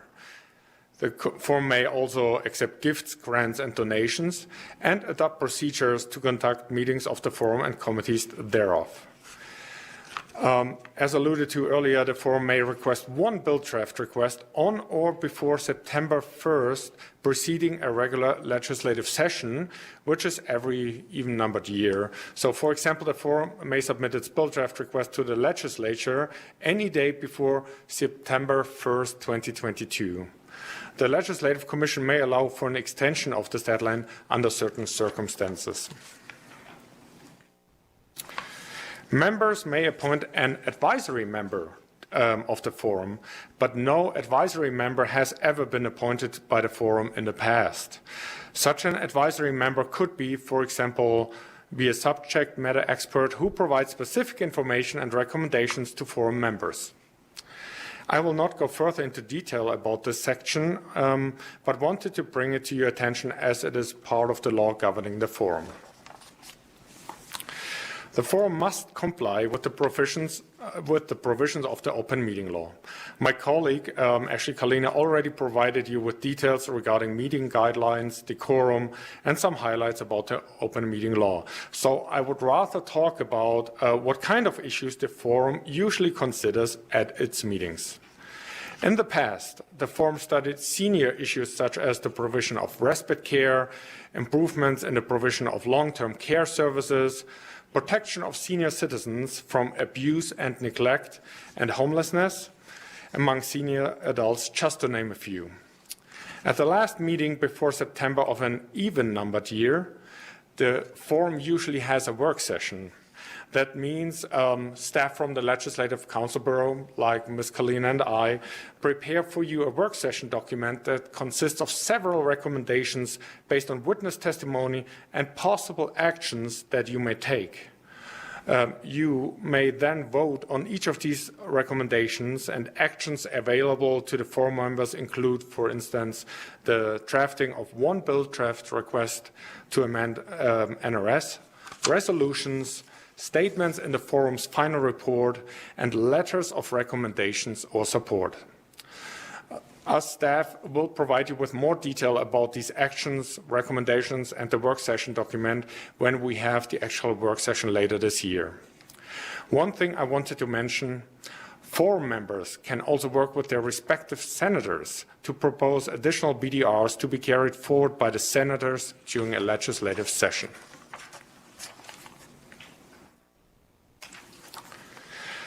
The Legislative Commission approved the forum budget for this legislative interim on December 21st last year. In the past, the forum had around 5 to 6 meetings during an interim period, which were covered by the budget. The forum budget is administered by the forum president with assistance from the Legislative Council Bureau. And for this interim, the budget allows up to 5 meetings.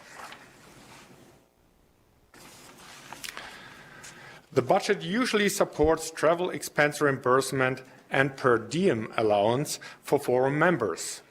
In the meeting materials for this agenda item, you will find a memorandum dated April 7, 2022, which provides you with detailed instructions and an example of how to claim the per diem allowance and be reimbursed for travel expenses. In your meeting packets, you will also find a blue form that you need to complete for claiming travel expenses and per diem allowance. If you have any questions about completing this form, please feel free to speak with one of our staff members either here in Las Vegas or in Carson City. The forum budget also provides for business cards for forum members. You can contact Ms. Brace, your forum secretary, if you would like to request a new set of business cards. Finally, I would like to bring to your attention the yellow form on your desk or in your meeting package titled Member Contact Information. At the first meeting of this interim, staff would like to ensure we have the most current contact information from each one of you. Please complete the form and leave it on your desk so that forum staff can pick it up after the meeting. Next meeting, we will share the name, email address, and phone number of each member. If you do not want to share your contact information with other members, please indicate that also on the yellow form.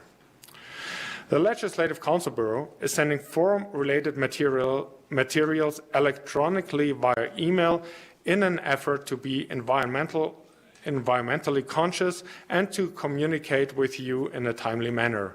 If for some reason you do not have access to an email account, please let our staff know so we can contact you over the phone and mail. This concludes my presentation. With that, Madam President, I'm happy to take any questions. Anyone have questions? When can we propose a recommendation? When can the forum propose an action or legislative action? So, for the record, Patrick Ashton, Madam President, to you, through you to Dr. Osterbrand. During the work session is the usual time that you will vote on the recommendations, but recommendations can be made at any time. And usually the President decides what will be part of the work session document and what will be the recommendations based on your input. So I would recommend, if you have any of these recommendations in mind, please feel free to bring them up to the President, the forum President. And also, in the past, the forum meetings, you had the opportunity to provide input on the discussion of agenda items and so on. There could be a similar agenda item in the future where you could discuss recommendations for the work session document. But again, this would be up to you and the forum President.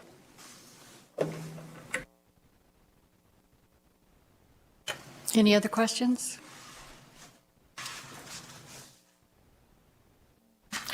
Seeing none, Mr. Ashton, thank you for this information. At this point in the meeting, I would like to open a brief discussion of future agenda items and presentations that may be of interest to forum members and their respective districts. Are there specific topics and information you all would like to have presented to the forum?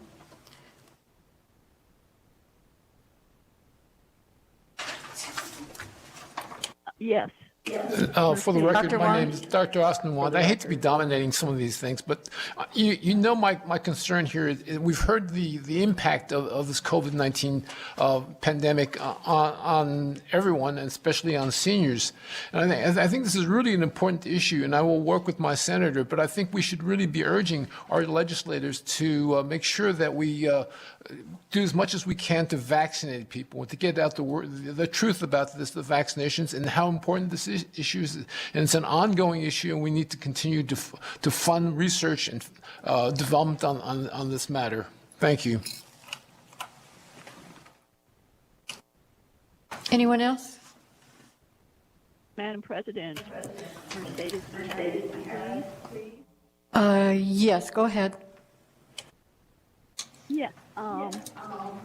Last session, we completed a report that was not submitted, and I would like to ask that this report be submitted as soon as, well, we have a deadline of September 1st, but if we could get it to legislators earlier, that would be great. And continuing in this session, my concern is the growing homelessness, especially here in Las Vegas, and I'm sure it's increasing in other areas, and I'd like to know if we could have another presentation like we had last session that concerned homelessness and how it was being handled, and what the new statistics are, which would be very helpful to have. Also, that has to do with lack of housing for those who are coming out of prison, and so they're being kept in prison. Very important.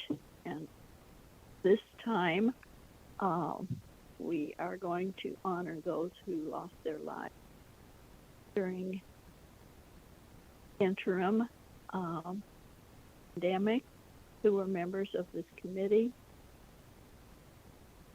Lord, and I'm still in shock that 1/3 of us died, and we only got the information in bulk a couple days ago.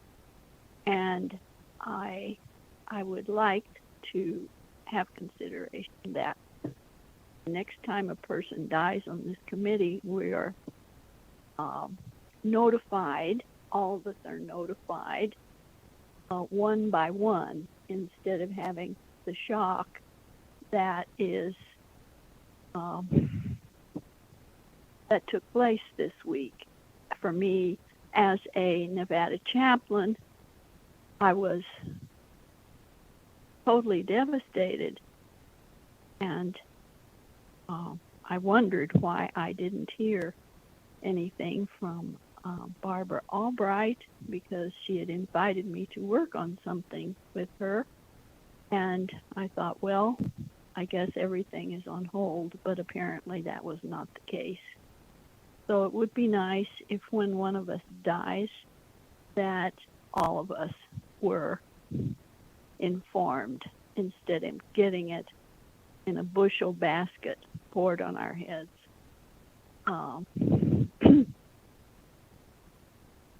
Thank you very much. Thank you. And Patrick, Mr. Ashton will address the report that you were referring to. For the record, Patrick Ashton, Legislative Council Bureau.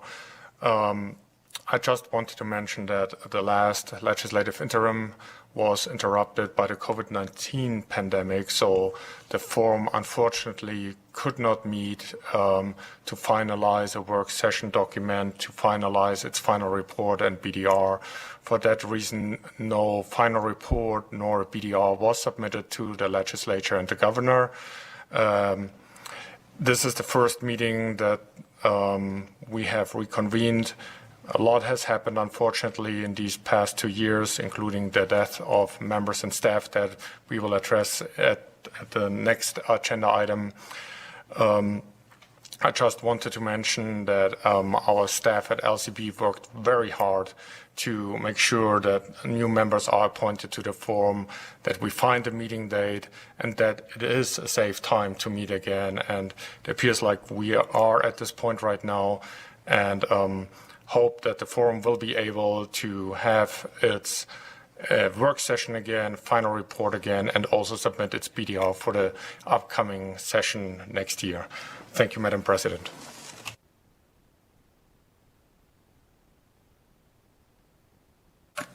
I have a question. Excuse me, 1 second. Dr. Marchant is next. Not to make this comment too long, I have a friend, Charlie Reed, who arose through the ranks of aging services in the state of Washington to become director of all those, and then after retirement did a term on AARP Board of Directors. I have given the President, Mr. Ashton, a copy of a bill that Charlie got through the Washington legislature that affects caregivers and so on in the state of Washington. It was also adopted in the state of Oregon, and I have asked them to review it to see what redundancies are there in Nevada and if there are gems within that submission that we could use in the context of this forum. And I'll talk to them, I guess, at the next meeting. Thank you very much. Thank you. Ms. Robertson, you're next. Yes. Since the process wasn't able to be completed before the last session, does that mean that we'll be able to do 2 BDRs for this next session, since the process was interrupted by COVID?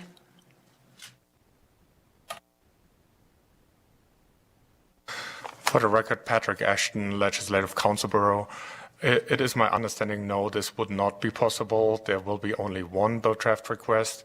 I just want to confirm that with Eric Robbins, our legal counsel in Carson City. If you could confirm that, please. Eric Robbins, LCB Legal, for the record. Yes, that is correct. The statute provides for only one BDR per session and does not have provide for contingencies such as the COVID pandemic, where it wouldn't allow for an extra BDR because of that.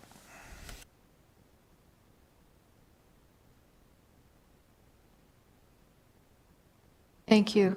Anyone else have a suggestions? Please. Mercedes Harris, for the record. Yes, I would like to suggest that all the work that we did last session be adopted by our committee and added on to. Then we can add new things onto it should we find other new issues that need to be addressed and added to it. Thank you. Thank So you. many people I just worked so hard, and they are not with us any longer. And it would certainly be a shame not to honor their work because they gave the last part of their lives dedicating themselves to our society and our senior issues here in Nevada. It would be a shame to throw that out and start over. So I'm hoping that there is a way that we can adopt that and then add on to it to make a combined BDR, not just throw it away and start over. Please. Thank you.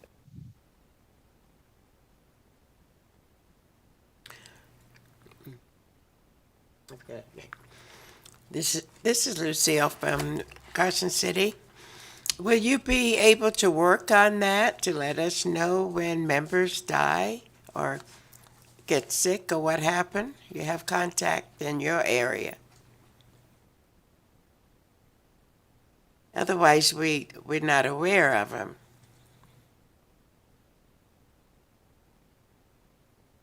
For the record, Patrick Ashton, Legislative Council Bureau. Ms. Maharas, your suggestion is part of what we have recorded so far, and it will be up to the president and the other forum officers to see how to go about that and what will be part of the next meeting. It will be also, and Ms. Aiden, for your question, one thing we have to do is respect the privacy of forum members. But one thing, what we do and what is common legislative practice is we have an agenda item right now, the remembrance of forum members and staff, which we will address after this discussion of future agenda items and possible meeting dates. If the forum and the forum president wants, this could be addressed in different ways in the future. And I just have to repeat myself here. Unfortunately, because of the pandemic, there was no opportunity to have a public meeting of the forum to share this information with all of you. This is the first meeting since February 2020 that you meet where we can have this information shared by staff with you. So there is no other mechanism as of this time to share this information with you. So I just want to leave it at that, Madam President. Dr. Jordan. Thank you so much. One of the things that, for the record, Marilyn Jordan, one of the things that we want to remember is that we have a representative who serves us and keeps us informed. Unfortunately, our past representative who would take the names and numbers and who was interested in how we were doing in our health and welfare also passed away from the pandemic. So we have to remember that that individual was responsible. And we need to really thank Patrick and Ashley for their presence today, trying to keep us, because they've been doing a lot of hard work to get us back into business. And it's important that we now understand where the responsibility lies. And I'm sure our very worthy president and myself will take care to see that we do all that we can to keep our brand new members informed and our old members informed as to what's taking place. I'm excited that we have a new team, and I'm looking forward to some very interesting and exciting issues.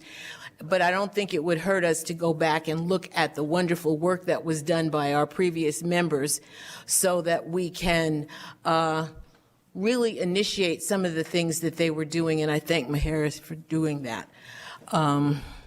Thank you.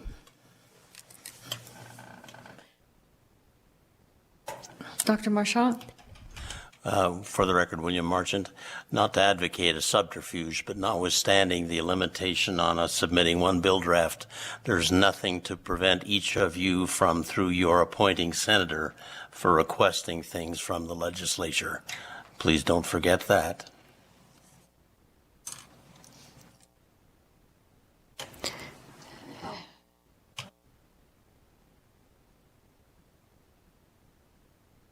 Dr. Wong?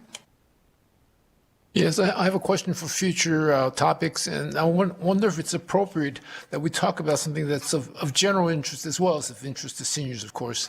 And that issue is addressing climate change and the problems that we have here in the West of chronic drought and issues like that. So I'd like to know if that's an appropriate topic, or it's something we should be more concentrating on, issues more specific to seniors.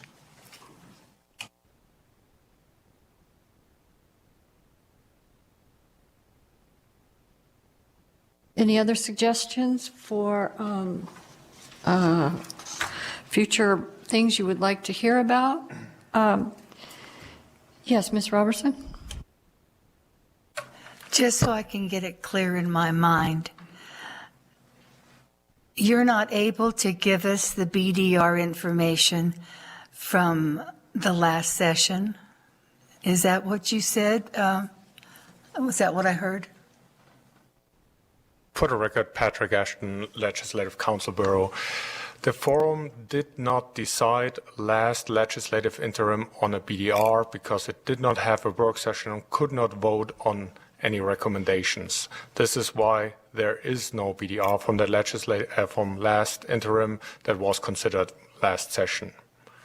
Does this answer your question, ma'am? Okay, so everything is open to the public, isn't it? We can't even look at the work that they did last year. We're an open meeting. We should be able to, can we just look through the minutes of last year, see what they were talking about and wanting to do?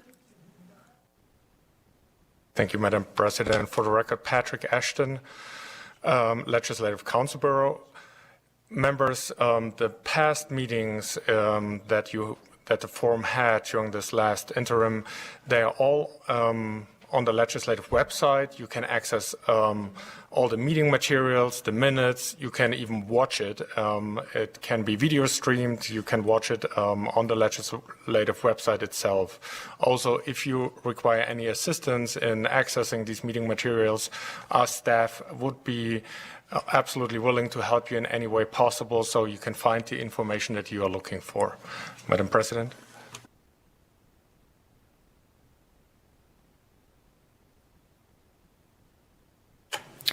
So any other suggestions anyone have of topics of interest for next meeting? We have ongoing vaccinations, the growing homelessness, prison inmates, caregivers, and climate change. Madam President, I have one thing I would like to possibly add. Okay, go ahead. For consideration, kind of back on the question I asked, it's, developing trusted sources for seniors who we can funnel information through so they know it's valid and real when the state is reaching out to them. I don't know if it's possible, but it's like something I'd like to consider.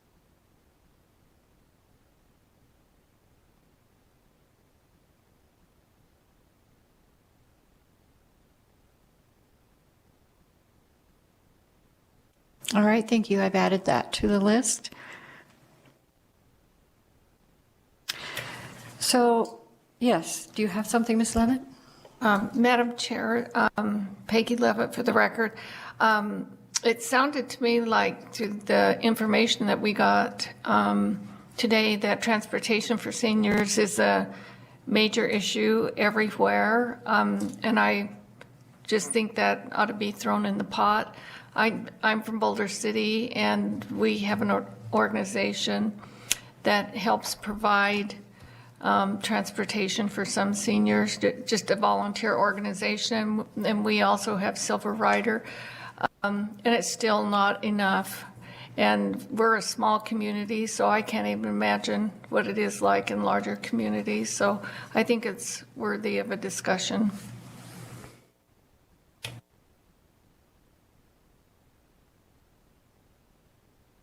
Ms. Woods? Madam Chair, Val Woods for the record. I would also like for us to consider how to get more resource information out to our community. As listening to our presenters, a lot of this stuff I didn't know about, so I'm sure there are many others that aren't aware of some of the resources that are available to them. So I would like that added as well, please.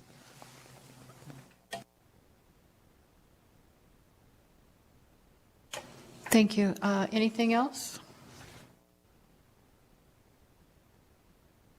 All right. Those are added to my list, and we will try to get someone or some people in to discuss some of these things with us.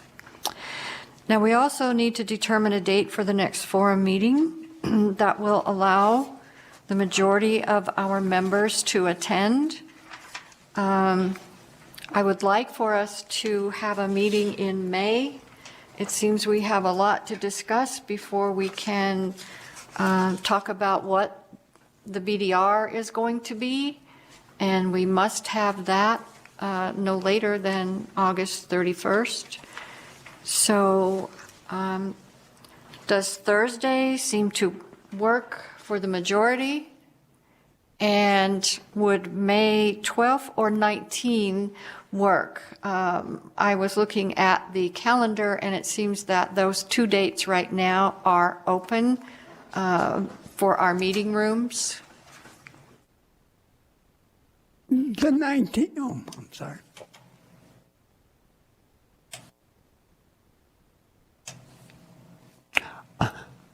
Betty Rumford, the 19th would not be a good date for me. Madam Chair, Val Woods. The 19th is not a good day for me either. Okay, I don't know who else spoke up. Madam President, Lisa Laflin. I am out of the country from May 4th to May 19th on a rescheduled trip from, COVID. So for me, it's late May, or I will miss the May meeting. I apologize. Madam President, this is Peggy Levitt, and I'm also out of town the 12th and the 19th.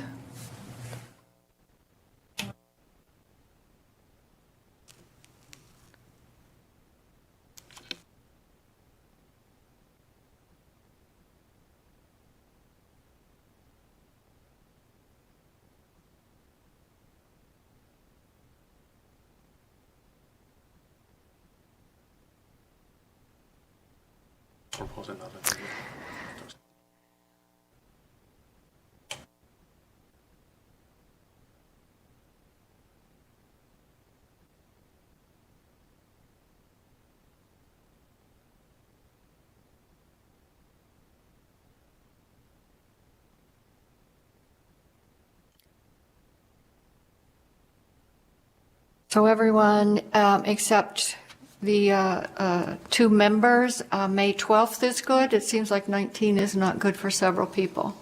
Would May 12th work for the majority? Madam President? Can you give me? Can I ask if May 26th would work better for everybody? Because those 2 dates don't work well for me either. This is Laura Levitt.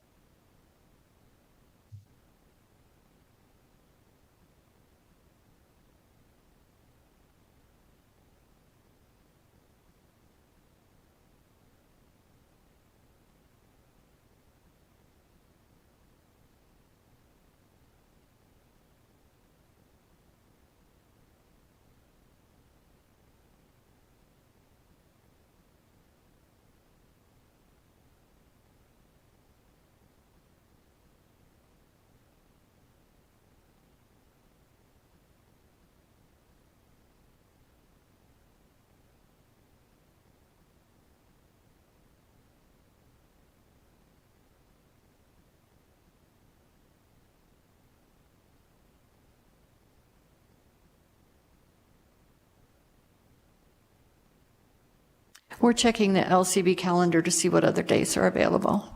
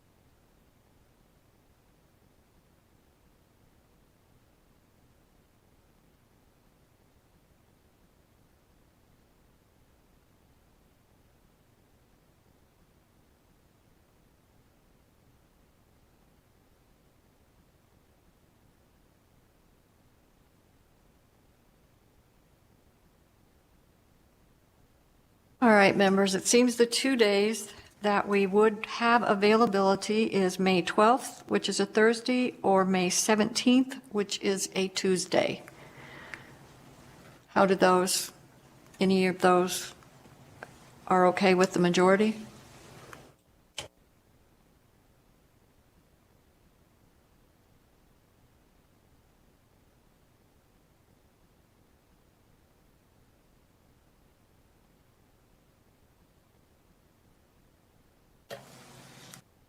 Madam Chair.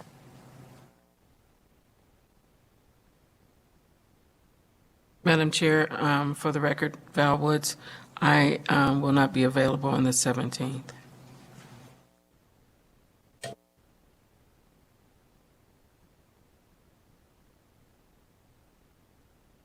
Madam Chair, Lisa Laflin, just wanted to clarify, I will be gone until the 19th, so I ask to be excused from that meeting. Thank you.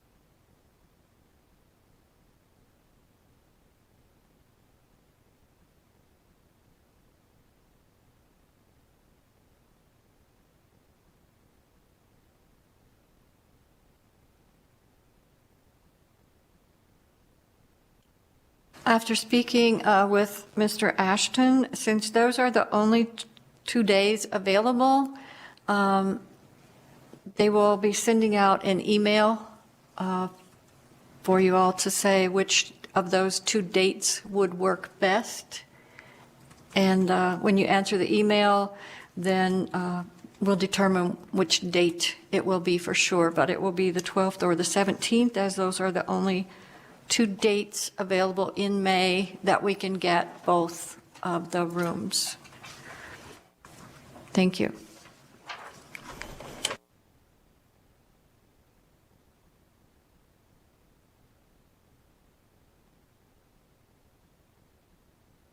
right.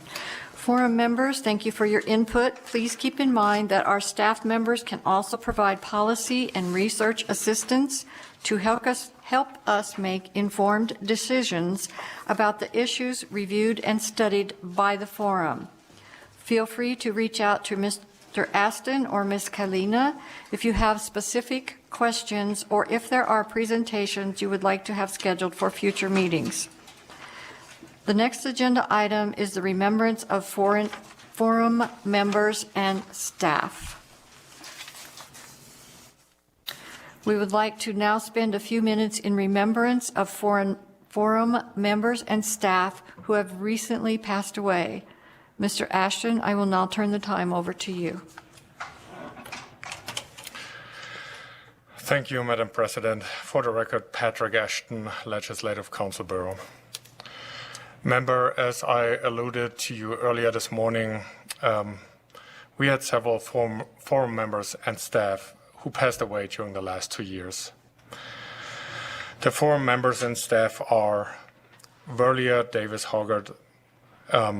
She served for 9 terms on the forum and also held the position as forum president at one point. The next member who passed away is Barbara Altman. She served as vice president and she served for 5.5 terms on the forum. Also, Rick Coolmay passed away and he served on the forum for 5 terms. Another member who passed away is Lillian Lujan Hickey, who was appointed by Senator Ornschall and who started serving in 2018. Ross Johnson also passed away. He was appointed by Senator Hardy.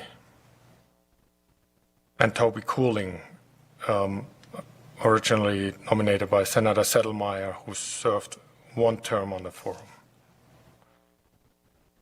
These are the forum members who passed away. And unfortunately, also your forum coordinator, Mashila Lyons, who was also the deputy director of the research division, LCB, she also passed away last year. At this point, I'm asking for a minute of silence.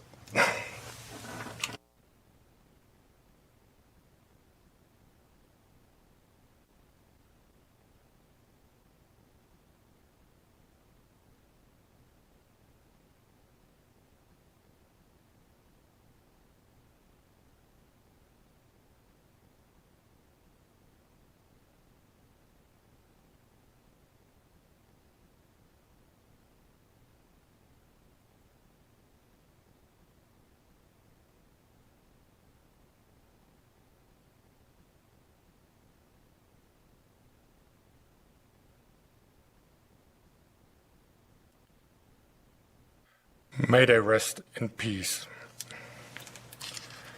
If any of the members would like to provide some remarks, please feel free to do so right now.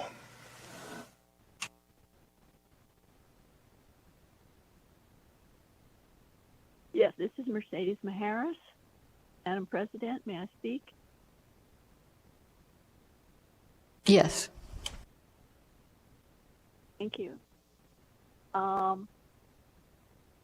felt a chilling effect as I asked for the agenda to be changed, and instead of answering, I was referred, well, the attorney contacted me.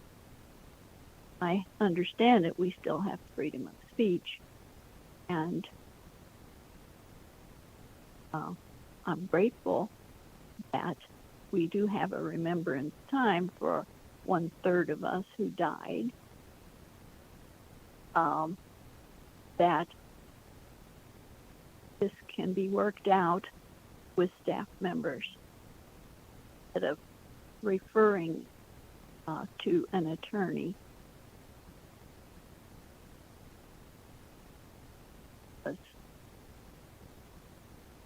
unfortunate, I think, and I'm still feeling that we should keep communications open. And I made a simple request to move the remembrances to the beginning of the meeting. And I value human life over government procedures written in stone.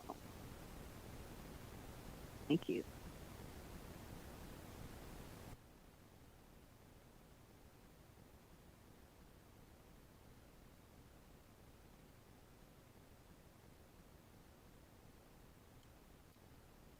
I would just like to say that all of these members who passed were friends of many of us in this forum. Also was Marshila. She was with us for many years, and it is heartbreaking. And at this point, we weren't meeting, we weren't together. It's very hard to find out that so many have passed. I will say that in the future, we will check with LCB staff to find out the protocol and if members can be notified. I will say that we are going to be meeting more regularly, and things like so many passing, I don't think will come up again. Again, it's very heartbreaking to know that these members have passed. And we will see what can be done in the future. I don't know the law. I don't know the confidentiality law. I don't know, if some people maybe didn't want it put out there, maybe family members. But again, it is something that we will take under advisement and see what can be done. Thank you.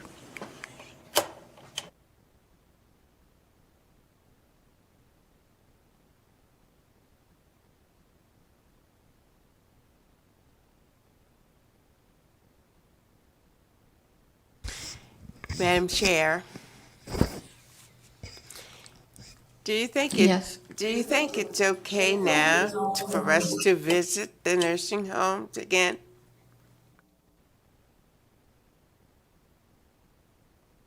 Is it up to us? I think that might depend on the individual nursing homes, what their policy is. Some of them, may have an open door policy now. Some of them may be family only. I'm guessing that might be on an individual, the policy of that nursing home or that care facility. I have a daughter who is a nurse at a care facility, and they were locked down for a very long time. That particular one is open now if you can show proof that you are vaccinated.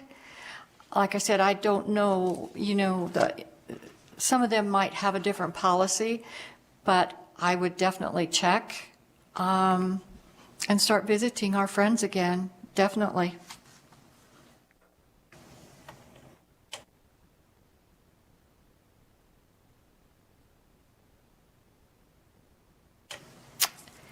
Any other comment? All right, we will start with public comment from those in the physical locations and then move to public comment from anyone who has called in. Please remember to clearly state and spell your name for the record before you begin. Is there anyone in Carson City who would like to provide public comment at this time?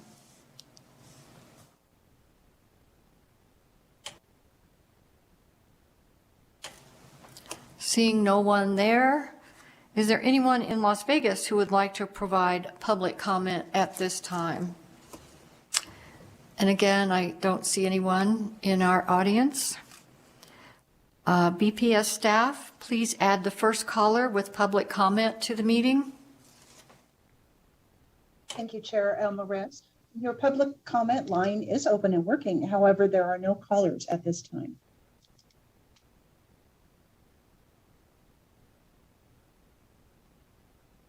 Thank you. Public comment is closed at this time. Before I adjourn, I just want to again remind everyone to please fill out this yellow form and turn it in so that we have the best contact information for you. If you are on Zoom, it was in the packet. Maybe you can fill it out and send it or email it to LCB or mail it to LCB. And also the blue form is for your claim form for expenses.